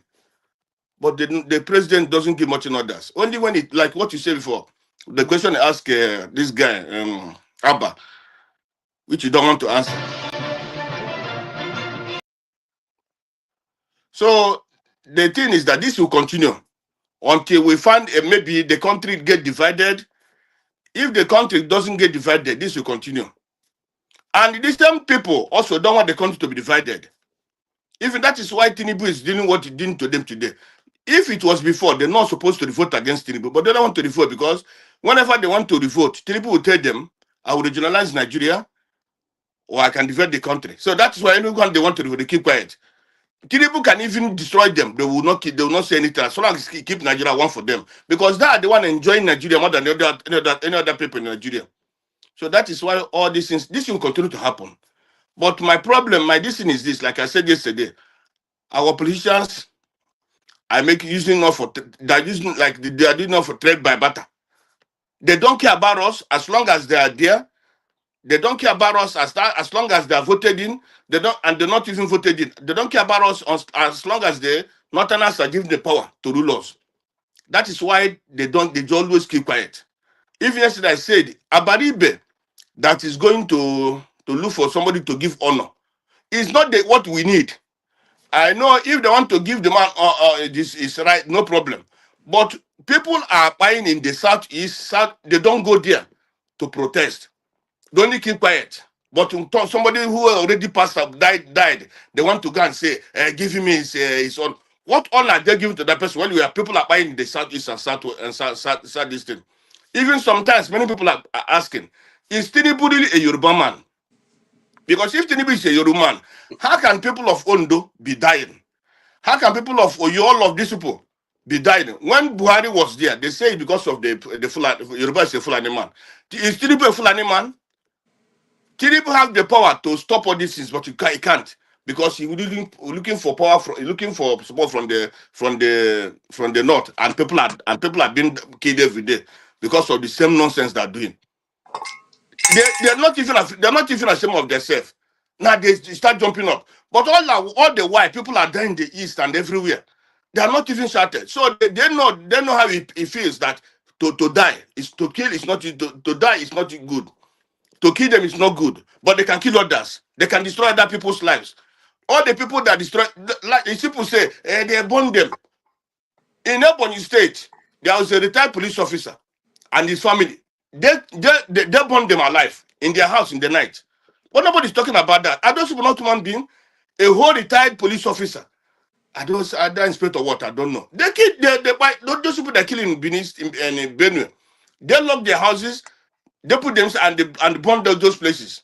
Is it not that jungle justice? What are we talking about? We cannot do on this until heaven comes and goes. All right. Thank you. So much. Yours beloved sitting here. I did I don't know, I can look for the clip, but I did a documentary, a short documentary on Dogona Hawa. Dogona Hawa is a place in Plateau State where they were, attacked. And that attack took away 500 people. I still, in fact, after that documentary, I couldn't sleep for some days because, anyway, I'm just trying to say that, see, if government act on time, some of these things will be averted. But what we see in our nation is that the government drags its leg, does not take any action, and then when things go out of hand, they begin to look for who to hold responsible. And I don't think that's the right way to go about it. Having said that, I will gradually move us quickly into our last discussion for today. And I will start with this clip. It's from Channels, but you like it. So let's... Is supposedly a CN and in opposition federally. What's your thought about what has been happening, looking at it as a Nigerian? What's your thought about what's been happening in Rivers State? Let me say prestissimo, that is as quickly as possible, that the political krinkum, or if you like, the political higgy-haga that has enveloped the politics of Rivers State for a period of time now has all the trappings of an odoriferous saga. Kum gagatwan gaga. And I am maniacally bewildered that this flashpoint is of no serious concern to the Commander-in-Chief of the Federal Republic of Nigeria. This is because all the flashpoints of war that has snowballed and transmogrified into bringing about a calamitous end for Nigeria always had their terminus arco, their source of origin, that is, either in one state or in one region. For me, as far as I am concerned, I can see the ship of the Nigerian state hovering around the political Bermuda Triangle. And if we do not take very urgent and responsible steps to meander the interstices of eschewable cataracts, landmines, waterfronts, icebergs, and oxbolecs. The shape of the Nigerian state just now has all the capacities and possibilities of birthing in a disastrous and pestilential aqua of a terminus ad quem. Let me say that my critical history and historiography of the study of the war of attrition and belligerency in Rivers State did not commence with the Obi-Okbo political tendency. It commenced, strictly speaking, with the suspicion by some power centers that Governor Rotimi Amaechi nurses an ambition for the vice presidency of this country. So are you saying all of this is happening because of the 2015 election? Oh, it's very crystal clear, like the biblical teke mene you fasting.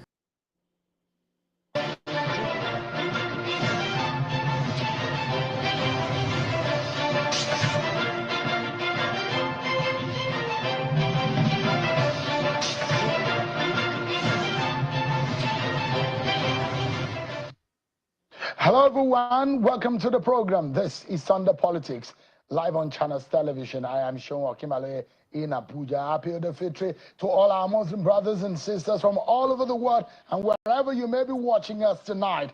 And I hope that you're having a blast as you dedicated yourself into the almost 30 days of fasting. But as you are marking the end of the fasting period with prayers, so it was here in Abuja, where President Bola Tinubu and the Vice President Kashim one Mr. Chijoke Ihunwa. I was there with them when a bag of money was handed over to Edison for that operation, though I did not actually know what it was meant for or the amount inside. I want to tell Rivers people today, the House Assembly was complex. In Moscow Road was clearly brought down by the issue of Edison and some of his cohorts. Under the instruction of the sitting governor then, I challenged them to an open confrontation, and this will make us to throw more light on this. Another attempt was also made to destroy the residential quarters of the House Assembly members, if not for the press conference that was made there by Rivers youths, Rivers elders, and National Assembly members. That would have been another barbaric demolition in Rivers State. I came to realize that they actually wanted to demolish that second building because after some weeks, the governor personally told me, a couple of others, that he knew that if he knew early, he would have gone to pull down their hall before visiting the residential quarters of the assembly, and that he didn't actually know what they had, that they had such a beautiful hall where they are using now for sitting. That's a portion of about 10 minutes long expose or revelation, as we may call it, by Dr. Nwaezeigwe. Well, Dr. Nwaezeigwe's wife, Mrs. Lawrence Nwaezeigwe, had gone to town to claim that her husband is missing and his life is under threat. He said that to cover the governor, that they have heard that it's his friend. They heard that it's his friend, though, that he's just trying to cover up. Master says he's not like covering up anything. That he doesn't think that there's anything like that. There's anything like 15 billion naira. That he's not aware. That he's not aware. That he's just the head of service. He doesn't know anything about finance of the state. So when they pressured him to sign that document, he said he will not sign. That instead of him to sign, he will resign. He just resigned. And called me in the office. I was in the office when he called me that he has resigned. I said, what happened? He said, till I come back. When I came back, I asked him. He started telling me that they brought a document. But that the document is that they found another $15 billion naira. 15 billion naira that the government did not declare. And he told that he doesn't know anything about that one. That what he handed over to them is what the governor handed over to him. And when they pressurized him, he said no, instead of all this wahala, let him leave them. He now wrote his resignation that he's not working again. He cannot come and sign what he does not know. He cannot come and sign what is not true. Where is the 15 billion naira coming from that he would not sign instead of signing him go? That was how he resigned. So this morning,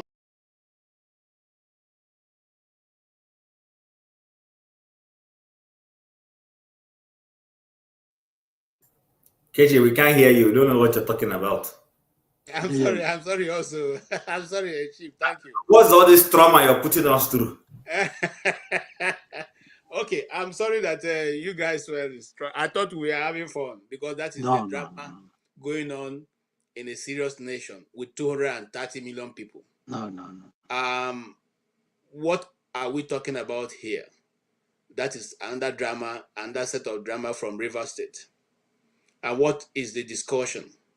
The chief of staff of the former governor, the suspended governor, all of a sudden decided to grant an interview to expose the governor, who he claimed right before him handed over 15 billion to certain people, which he was hiding.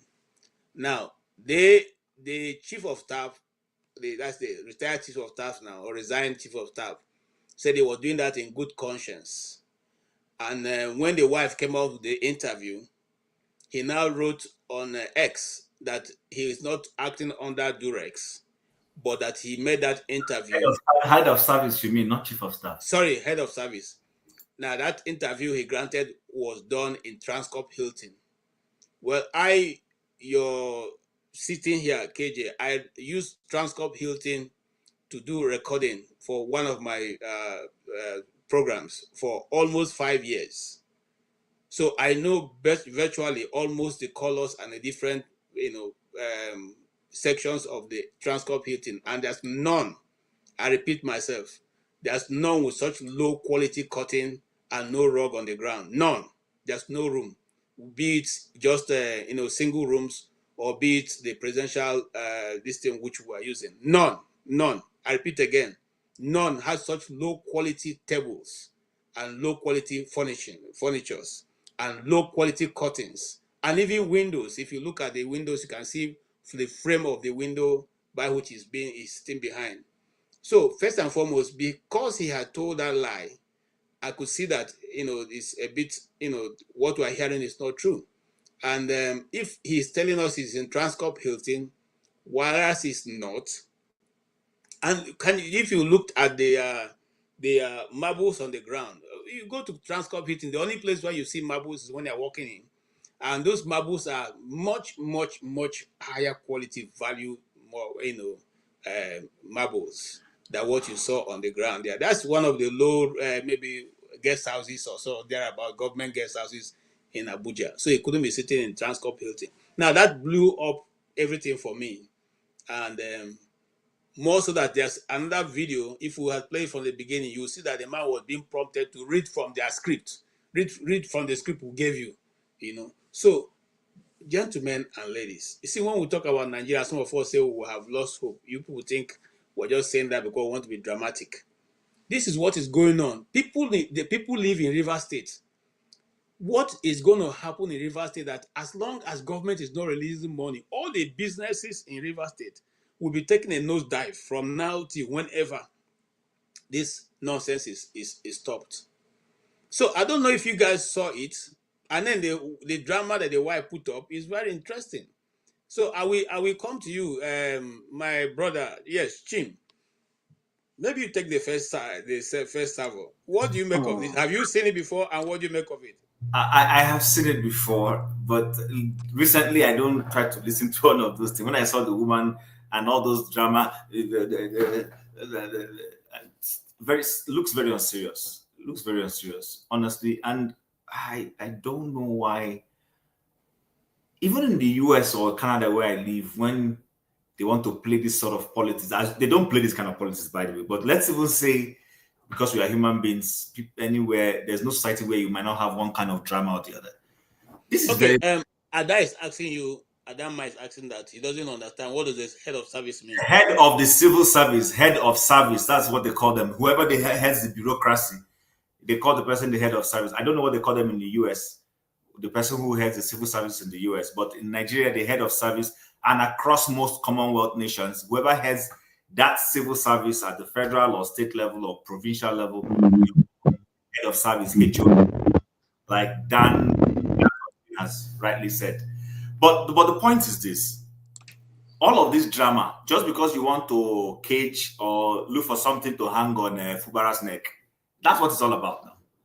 You've removed him. It's not enough that you've removed him. So they need to look for congent, criminal things to hang on him so that they can use that as a basis to bring EFCC. And that's what it's all about. And I'm asking myself, is all of this necessary? Because the average Nigerian is the one receiving the end of the stick. Serious governance should be going, okay, you have removed the governor. If the so-called administrator is serious to go and do work that would keep the state in balance and serve the people, shouldn't he be involved in carrying on governance from wherever the governor left off for the benefit of the people? But that's not what is happening. This politics continues to go on. And remember, I said this earlier, when Natasha's case started coming up in another program, if you recall, the early morning program we had, I said, Nigerians didn't elect Natasha, didn't elect Akpabio, nor all the other members of the House of Reps and, of the Senate to go and be discussing sitting arrangement. That's not why you send them there. You send them there to go make laws for good governance, to make laws on how cost of living will come down, to make laws on how developmental infrastructure will be carried out, whether it is road or healthcare, to pass bills that will impact the lives of Nigerians. But whenever politicians bicker, whenever politicians engage in all this drama, it is you and I, the taxpayer, that suffers. So this is another evidence that the River State people are receiving the short end of the stick. So I don't know, and again, lastly, Nigerians, we need to wake up. The way at which we switch sides, our tendency for what's the word now? When somebody switches side, there's a word for that kind of person. Sabotage. Yes. You were on this camp. When that camp was going on, you were benefiting, enjoying. The moment the power shifts hand, it's like what Jonathan Goodluck said. On the eve before he left office, before the 2015 election, everybody was praising him. The moment they announced that Buhari has won and he officially congratulated Buhari, some people stopped calling him. That was the end of it. How can we live in a society where people behave like chameleons? One, at night you are with Fubara, in the daytime you have quickly switched over to Wike. This kind of thing does not, I don't get it. You should have principles. If I believe that KJ is right and what KJ is doing is right, I should have the bold chest to say I stick with KJ. That's why I will end with this. You see that man called Chief Abraham, Chief Adeniran Ogunsai. If anybody remembers that man, the popular man who a place in Surulere is named after, Adeniran Ogunsai. Yeah. That's one of the last persons in Nigerian quality that stood his ground and said, you know what, this Zik is my pally. He's my political mentor. Till death, I will believe in him. He did never switched. I like anybody who you say this person, I'm with this person, I will die with this thing. I respect such people. Not all these, nilly-willy, snaky human beings. So I just think we just need to, we don't need all this drama. It's not necessary. It's not necessary. Thank you so much. All right. I'll come to I before I come to Kando. I'll go that way around. And so we can move faster. Yes, Ike. What's happening? All right, Ike, yes, please make your contribution. We are gradually closing, so you can equally make your final thoughts. Naya mama be this show, you no get another one. Naya mama be this show. Naya mama be this show, you no get another mother. Naya mama be this show. That's Nigeria. It's the Nollywood country, right? So everything is all about Nollywood, right? It is. the head of service and the wife is doing drama for us. So I don't know who they're trying to put on high job. we already know where this is leading to. The man who is telling you that is the high heat. I don't know any heat. I've never been to Abuja. I never would want to be to Abuja. So KJ has told us, listen, from the story of the wife from the first day, he said they were in the church or they want to do Thanksgiving. Somebody called the husband. The husband said, hey, listen, I'm going to Abuja. Why are you going to Abuja now? We said we want to do Thanksgiving. He said, no, they call him. And so from that story, you can see that he was given an order. If you don't leave that church service and take the next available flight, we'll come after you. So the wife is talking another story. And the man who went to Abuja, he said he's not under hiding. He was not kidnapped. He's not under duress. He's not under gunpoint. So listen, all these things is to make sure that they rope Fubara. All this is wicked game, right? We all know who is playing all this microphone game. But at the end of it,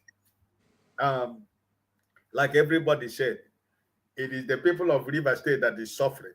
A single man has been given the resources of River State to sleep with it, run with it, grab it, do whatever you want with it. You are on your own. Anything you decide, nobody has the power, nobody has the authority to ask you questions, to ask you what are you doing with the money. So it is what it is in Nigeria, your country. I am not sympathy to Fubara. Because the Bible says that every hand that joined to commit evil you shall get. And I'm only concerned about the process, and I'm only concerned about the citizens and the people of River State, not Fubara. Because he was part of the gang he was the part of the gang people that rigged the election in River State. So I have no sympathy for him. Everything anybody is saying is not about Fubara, but it's about the process. That's what is concerning to me and the people of River State. That if you were able to remove an elected governor, no matter how he became elected governor and the members of the House represented and you seize the money that you cannot release their money, now you appointed a retired military, a sole administrator, and you release how many billion to him? One man to run the affairs of River State. It is what it is. But there is something I know. There is something I know in this life. The Bible says, whatever a man sow is what he is going to reap. Wow. I mean, this is what it is. You might not believe it, but it is true.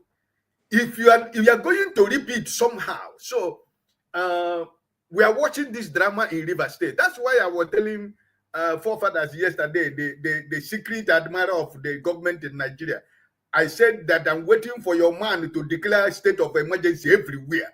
And appoint sole administrators in every state, at least so that we know that we don't have the democracy has gone, because we don't have National Assembly anymore, we don't have judiciary anymore, we don't have security anymore. So it is better that every place should be declared emergency rule, so that at least we will have peace, right? So Wike and their group and the River State, they are just hyping Nigerians, They were, hey, Jesus help me, oh, hey, Fubara help me, oh, God help me, oh, they take my husband, oh, they take my husband, oh. I saw the morning I saw him and Fubara was listening to the phone conversation. I can't understand anything. It's Jesus help me, oh, Jesus, they took my husband, oh, they say he took my husband, oh, they say my husband, Jesus, Nigeria help me, oh. I said, my brother, it is well. So it is well. It is well. Yes, can do. Yeah, since my elder brother, Mr. Ike started with the song, there's a song from a long time ago, way back in Nigeria. He said, when the going is going good, many people will be your friend. When the going is nice and smooth, many people will be your friend. So it always amazes me why all these people, whether they're governor, Boy Scout leader, they don't understand that one day, and like one Yoruba song said, it said, chairman, Now praise they just they praise you. Everybody get here for in house. You know, when they call you, yes, Mr. President, yes, Madam this, yes, then go replace you one day. Especially when you know you won't get real value to bring to people. You know, I don't really know too much about this Fubara person, but if there is even an inkling that he was involved with, whether it's Obasanjo, whether it is Buhari or whoever, to steal a state's money or to divert it, even if they didn't steal it. And human beings can go and line up and vote for such a person. That is amazing to my brain. There is no way. If it be my papa, I no go vote for him. If it be my papa. So I don't understand how people. I mean, again, I don't know that whole story. I don't really, it doesn't really matter to me which one of them they be. But how can people vote for someone, that has, whether it was the one padding the book for Wike or for whoever, is immaterial to me. I don't care who and who is doing the dirty work at night and stealing Nigeria's money. So I don't know their politics. Obviously, I agree that their president should be declaring state of emergency on everything in that country. State of emergency on hunger, state of emergency on power, state of emergency even on the presidency. He should declare state of emergency on his own self, because nothing is working. We're not moving forward. So it's really unfortunate. We have mostly Agbero we miss road, which they just go school small for some place that are ruling us. A whole bunch of Agbero. You don't have to be an MC Oluomo to be an Agbero. A bunch of these guys are Agberos. Because if they are not, they will understand leadership is about what you leave behind, not about how much wealth you accumulate, especially ill-gotten ones. These are not leaders. They don't even know what leadership. If they see leadership, they won't even recognize it. Leadership is not about even how much, even if in your own personal world, you create a business or a number of businesses. It's not about how good you are. It is about how many good people can come through you. That's what leadership is about. Because you will go eventually. Every one of us is going to go. But how many people do you leave behind that will be able to point that, this person, he or she came from Mr. Lagbaja, this person. That's what leadership is. And like I've said, and I will continue to say, with the likes of Sheyi Tinubu and all these people's children, it's going to be a rough time in Nigeria over the next 25 to 50 years, honestly. Maybe Thank you. when all of their children are gone and me, I'm gone, and people like that are gone, maybe we'll stand a chance. Thank you. Thank you so much. And I think one of the things, our contribution from this channel is that we don't want to wait till we are gone. We want to make sure that our children will enjoy and see. We also will be part of it. We will not wait. We will not wait. We'll keep talking until there's a change. Thank you so much. I will come to Benson. Yes, sir. The Benson Emmanuel. Mr. Dr. KJ. Okay. Is it your audio or ours? It's not my audio. Nothing is here. It's not my audio. Is it okay now? Try it again. Okay, go ahead. Well, the thing is this. Other countries are improving. We are going back. Other countries are moving forward. We are moving backwards. The process of electing leaders in Nigeria are skewed. We don't have a good process of electing people in Nigeria, and Nigeria had been stolen by some foolish, greedy people, human beings.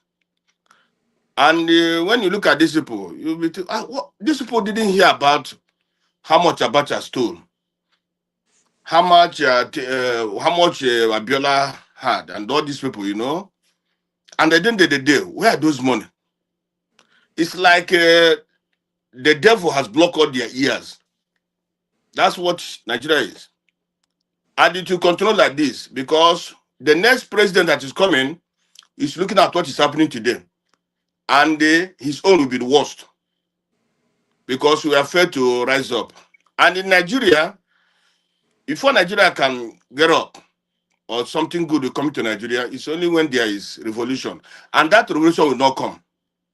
Because why? What the agenda of the North is different from the agenda of the Southeast or Southwest. That's the problem.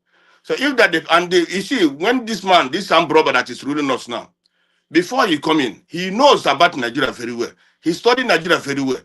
He knows that we cannot be together. He knows that can never be any revolution. He knows that we are not united. So that is why he's doing what he's doing. You see, and this Wike issue, this River State issue, Wike is in good time with the chief of staff. So that is where they're doing all these things, you know. And the chief of staff, you know, when a president comes and bring his own boys, his own boys, the chief of staff, armies this, police this, the court, the justice, and all these things. When the man put all his boys into what do you expect? So whatever those people want to do, is what they will do. So the country is like, for me, people may not like Fubara. I don't know Fubara, but for me, what Fubara took, I like it. Maybe he has been following Wike to commit some atrocious, some evil things in rigging election and all the rest. But when it comes to the time it matters, he didn't want to give that give him River State money to Wike, which I like. He backed out. He has a conscience. He can't, because he want to be he want to continue to stay there. Then he's giving the money of River State to Wike, giving percentage to Wike. So I like what he did. Honestly, I like it. So for Wike to turn back and start dealing with him, not Wike that is dealing with him. The person dealing with him is the president. Nigerian president, the one dealing with him. And the Wike, for him, let me tell you, Wike, they will also disappoint him. When this man use him, maybe he get a second term, they will drop him. That's what they will do. They are just using him, but he's destroying his state. Let him continue destroying his state. Let him continue doing what he's doing.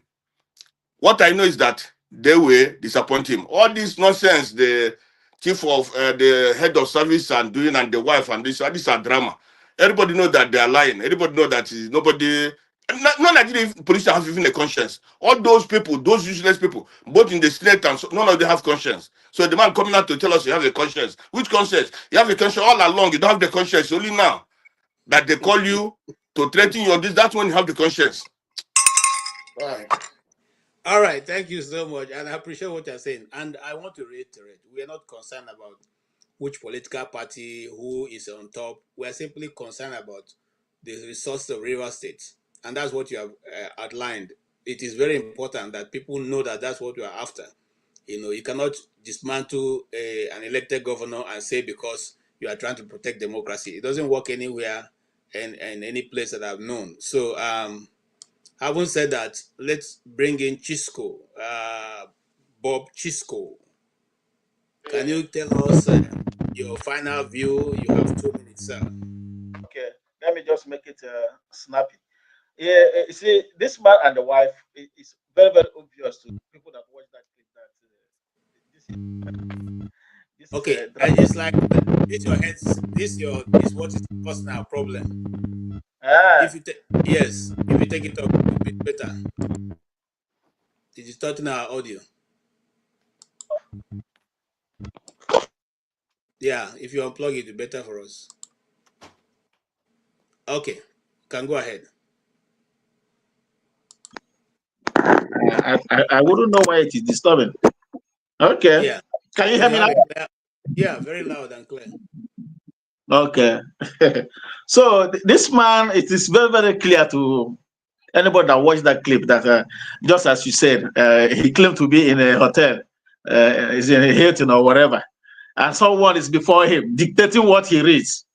That's the child's play. This is the man that have stood.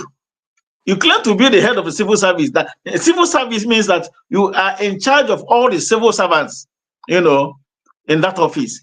And you have been with the governor. Governor has been removed. And Wike, who knows how much Wike has been able to give to him. You know, that man stole River State to stupor, that he can dole out any amount of money to corner you to himself. So I believe that is what happened, that man will be able to fly from Port Harcourt to Abuja, and he was put in a hotel to make such a crap video. And look at the wife. He was even blaming the wife, that the wife was reading a script. So, which means both of them did not. I don't know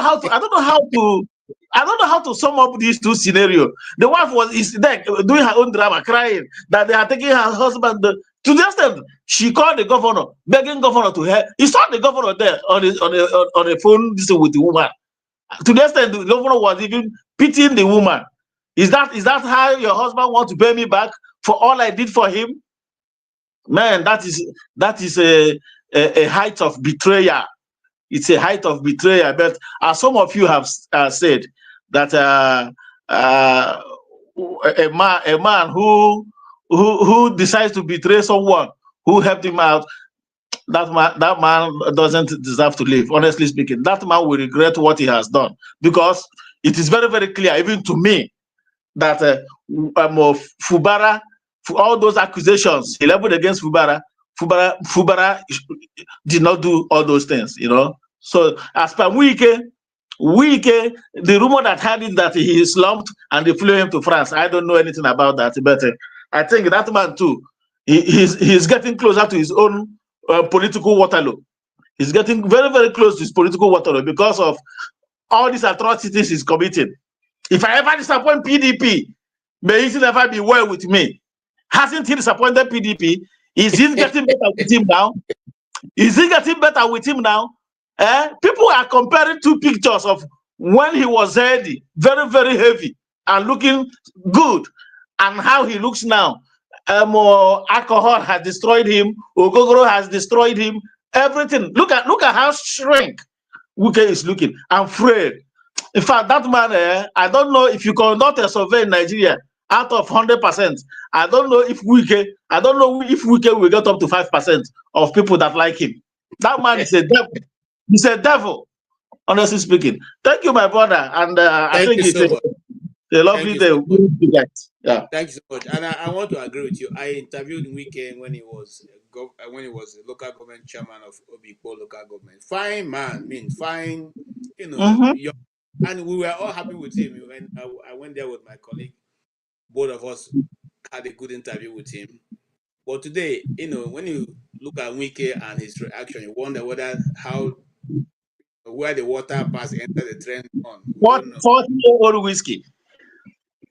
All right, coming to the final guest for today is our able chairman, the president of the Association of Moderators Council of the World. KJ, you're not talking to me? Oh, sorry. Richard, I've been here for years. Sorry, my apology, Mr. Richard. You are going to we have to reserve our president for the last word. You now. Yeah, please. Yes, please go ahead. Yeah, here in Germany, it's almost 1:45 in the morning. I'm sorry. Please make your contribution. Because of that, I add 1 more minute or 2 minutes. So you have 2 minutes. Please. Yeah. Okay. I just want to, like what John Abba said about our guests. I found it very disturbing. John Abba has right for, to his own opinion, and everybody has his right for his own on her own opinion. The man, what he said, that the man is running around and maybe he might end up like, something like that.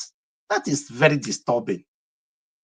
What I said when that man was there, when our guest was here, this man, what he said is not more than what Sheikh Gumi, other northern clerics or northern elites have, academicians or intellectuals have said in Nigeria. But he's on the run, in exile for what he just said about the Islamization or the Islamization of Nigeria. Even Even Olusegun had to, Obasanjo even said the same thing. But this man, because he's an Igbo man from Delta State, he's on the run because of what he said, what is going to happen in Nigeria, and what he said then is what is happening today. Now he's on the run, and somebody is coming here to tell that he's an extremist, and he will end up like extremist. You can also disagree with him, but telling him, wishing him that he will end up like that, I found it very, very, disturbing. You understand what I'm saying? Because this denial, that's why that's why we are not moving anywhere in Nigeria. John Abba is from, I think he's from Benue State, and he knows how many, almost 2.something million Benue people are living in IDP as we speak. Under Samuel Autumn, you saw what that man suffered under him when he was the governor of Benue State. He was almost attacked and killed, because he was defending his own people. Even 2 days ago, before this thing happened in Uromi, 10 people were murdered in Plateau State. They were even mourning. They were mourning. And they were attacked, 10 people. There was no outrage. The northern elite did not condemn that act. There was, in fact, you didn't hear anything from the head, from Tinubu. But that thing happened in Uromi, and the whole Nigeria is outraged. Everywhere there's anarchy everywhere. Even as I speak, an Igbo man was murdered today in Kano State because of this Uromi something. And one Ichukwu was murdered in Kano. So, and somebody is telling you, why are you doing this? What people are saying is that, why should it be when it happened against one particular people, it will be everywhere, the network, the media, president, police, everybody will be, talking. But when it happened to other people, it will be so quiet. As we speak in Mafu, in Enugu State, people are living in IDP because people are coming and attacking them in their own ancestral land. And when somebody talk about it, John Abba is telling you, you guys are emotional. What do you mean by emotional about it? I condemn the killing of those people in Uromi. I hate jungle justice. But just as other people are being killed in Nigeria too, you have to be, condemn this thing, come out and say, this is not going to continue like this. What that young man, that professor is, said, is not far away from what other people are saying. But wishing him that he should end up like this, I found it difficult, very, very offensive. Lastly, River State issue. Those guys, they know what they're doing. There was even the first clip that came when they were telling the man, do it this way. The man to say something like a human, like a hero. I don't know whether you watched that clip. These people are clowns. They're clowns. They're not human beings. They're clowns. They're people that it's about rivers money. And that's what Abuja like. Abuja likes, I said it last time when I was in America. What they like is that because River State was created this way. River State was created because of Igbo people. And that's why it's about money in River State. River State is the cash cow of Nigeria. Look, I've told you my mother is from River State, from Igurunta. Go there, you will cry. They'll take the whole money, take to Abuja, take to Lagos, and then fabricate crisis. Use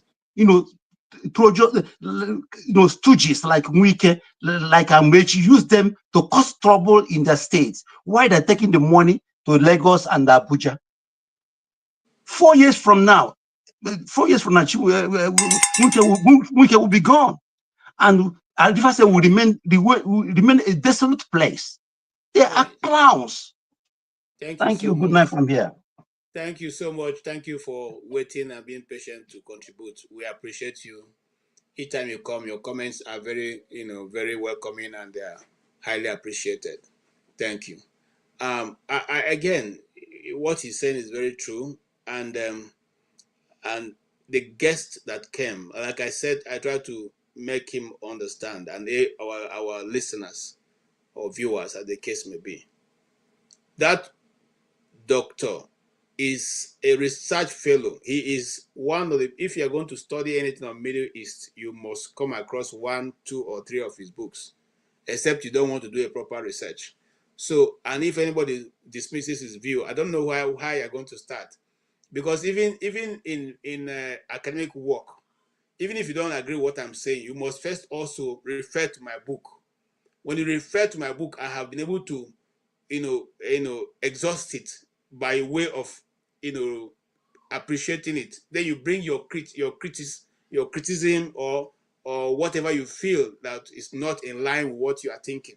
That's the basis of research. I don't know if there's any other method of research that is different from what I'm talking about. So even when you think that whatever the individual has written is not correct, you still have to read it, refer to it. If not, your research will be thrown off the paper. Thrown off the window.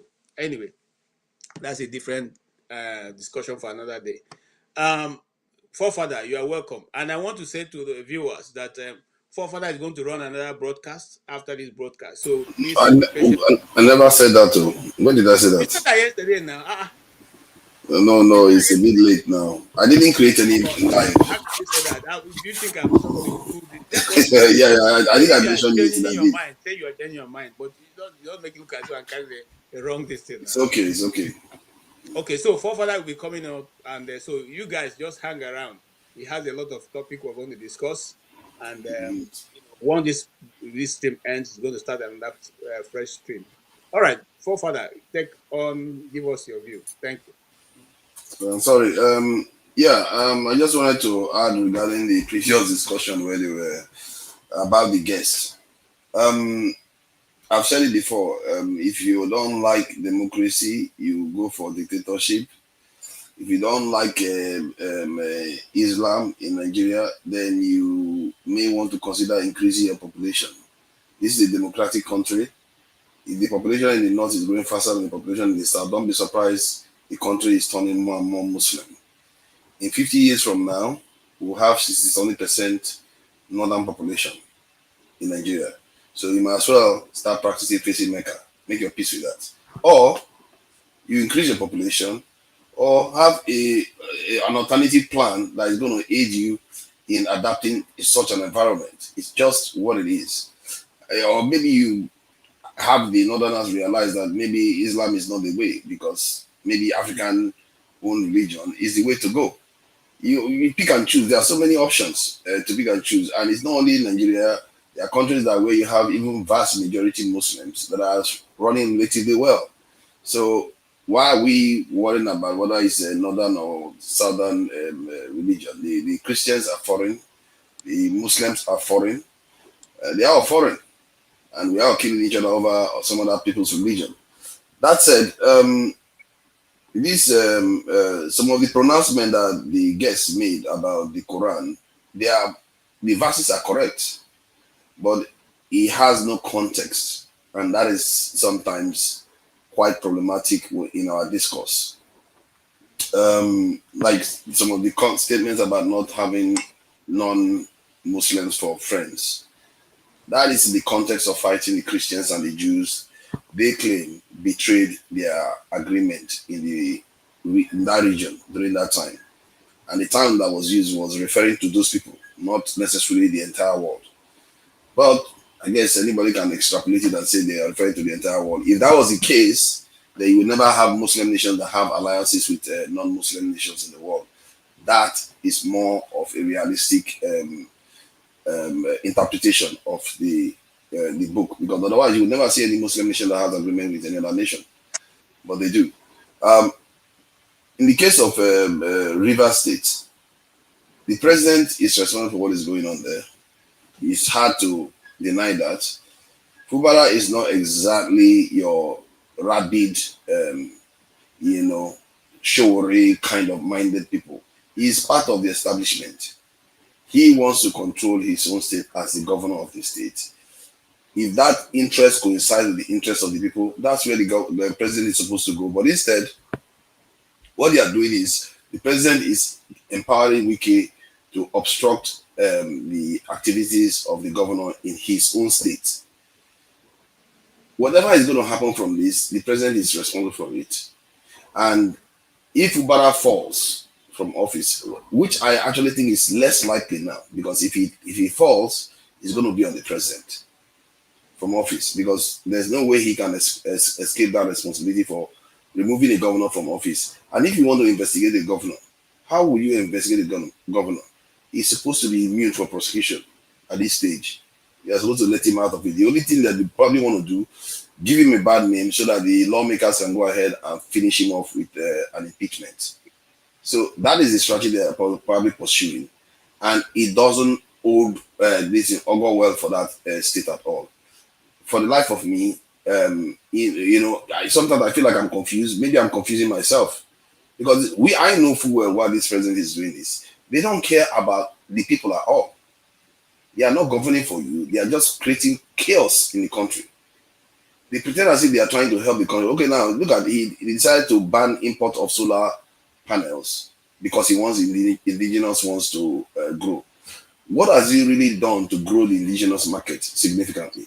Do they even themselves patronize indigenous products? Does he use indigenous cars? All this behavior that you see, they just pretend to do the right thing. They do one right thing that is in terms you can't argue that is wrong. But they go and do something that to sabotage that very thing that they just did. If you say you want stability, why are you creating chaos in that state? That is, it doesn't need to happen at all. Fubara, Wike, and Tinubu can be friends. There's no reason why. They are all in. All they have to say is, Fubara, you are now one of us. We'll let you do your own thing a little bit. That's all. But they won't even let him get that. I don't like the statement the previous speaker made that they created Rivers State because of Igbo people. People shouldn't be doing that, because it makes it look like the Rivers people don't have agency. Majority of that state are not Igbo. I hope people understand that. Even as Rivers State is, and they're taking Bayelsa out, majority is still not Igbo people in that state. So it's not fair to be saying they created Rivers State. Otherwise, then they will not create any Igbo state too. They created Igbo states because of Igbo who are there too. It's just the same thing. So we have to try to see things objectively, because I see some of the discourse that people are having about this, and it seems to be tilted towards ethnic coloration and political kind of bias. Personally, I hold the president responsible for everything that is going on there. One other thing somebody said about Wike, whether it's going to end well for him in politics. When he was saying that, I just thought about the Nigerian political space, and the only person that I've seen in Nigerian politics that has ended up where he wanted to end up to an extent, and he was happy, it was President Buhari. President Obasanjo didn't want to leave office. He wanted a third term. He was kicked out. Yaradua perished. He died. He passed in office sadly. Jonathan didn't want to leave in office. He was kicked out. The only person that wanted to leave the office that actually left office happily wanted to run away from office is Buhari. And I fear, and I think this current president is not going to leave office well. There are very, very few politicians that leave office happily and looking forward to leave office.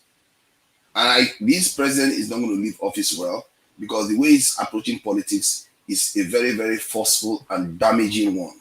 Not because he's doing the right thing. Somebody is doing the right thing by, knocking people's head together, making sure things happen. And yes, a few people's rights here and there are violated. People will still support that person. That's why they support Trump. They don't care whether Trump is violating some rules. They just care he's doing what they want him to do. If Tinubu was doing that, people will be backing him. The problem is that he's doing that to the detriment of the people and what the people do not want him to do. So I'll leave it at that. Thank you. Thank you so much, Forefathers. Like I said earlier, Forefather will be hosting a show, maybe not up to 3 hours, but he will give you people an opportunity to air for those who have not been able to air. And I'm talking particularly for Pansa, who think I don't know how to put in the link, but it's okay. I take no grudge. We are totally supposed to have ended since 3 o'clock, but because Poor Father is our president in the Moderators Association of the World, we have to give him time to be able to express his view so that I can still be able to pay salary at the end of this month. So having said that, I want to again say thank you so much for everybody who have contributed, those who are on the keyboard and those who were here present with us by, and all your views are welcome. Nobody has it all, and nobody's going to change Nigeria by whatever we say on this platform. The highest we will do is to contribute our quarter, and this is our quarter. I will keep talking until change comes. Having said that, I also want to say that it's not an Igbo thing. Already people in Kano, I heard that somebody has also been killed because of what happened in Uromi. And people are saying, now they're saying Uromi is made up of Igbo people. Majority people living in Uromi are Igbos. I don't know how that comes. The Igbo people are always the poster boy. Whenever anything happens, they will throw Igbo into it just to make it sweet. If a man quarrels with his wife, they will say it is the Igbo man who is their neighbor that caused them to quarrel. So the Igbo man's shop will have to be burnt. I don't understand it. And that is why sometimes it's difficult to discuss outside of these lines already drawn, which is not necessary. We have to find a way to deal with it before it becomes too bad. And then on the issue of rivers, we are only concerned for the people. We know that the people didn't vote the present government in. We know that they also got themselves in. We are saying to the people, instead of just voting and going back and saying, okay, we have done our best and they are there. No, let us defend our vote the next time. If what you vote, if you order for lemonade and you don't get it, and they give you orange juice, refuse to take it. Go back and receive your orange, lime juice that you ordered for. Don't let anybody give you what you didn't order for, which is what is going on in Nigeria. We appreciate all of you, and we thank you so much for being here. I would not like to leave you without leaving you with something that comes from my very senior uncle, and I think you will like it. And with that, I say thank you to Pansa. Please, Pansa, be patient. For Father will take up the challenge. Let me say prestissimo, that is as quickly as possible, that the political krinkum, or if you like, the political higi-haga that has enveloped the politics of Rivers State for a period of time now has all the trappings of an odoriferous saga. Kum gagatwan gaga. And I am maniacally bewildered that this flashpoint is of no serious concern to the Commander-in-Chief of the Federal Republic of Nigeria. On that faithful note, I will say at this political kunkaka, I'm also bewildered that the people of Nigeria are not rising up to the occasion. We need to do more than we're doing. That's how great countries do and become great, by standing up against injustice, be it to one or to many. We must find a way to stand against injustice in Nigeria. On that faithful note, from Dr. Damages here, we say God bless you all and have a wonderful and prosperous weekend ahead. Yes.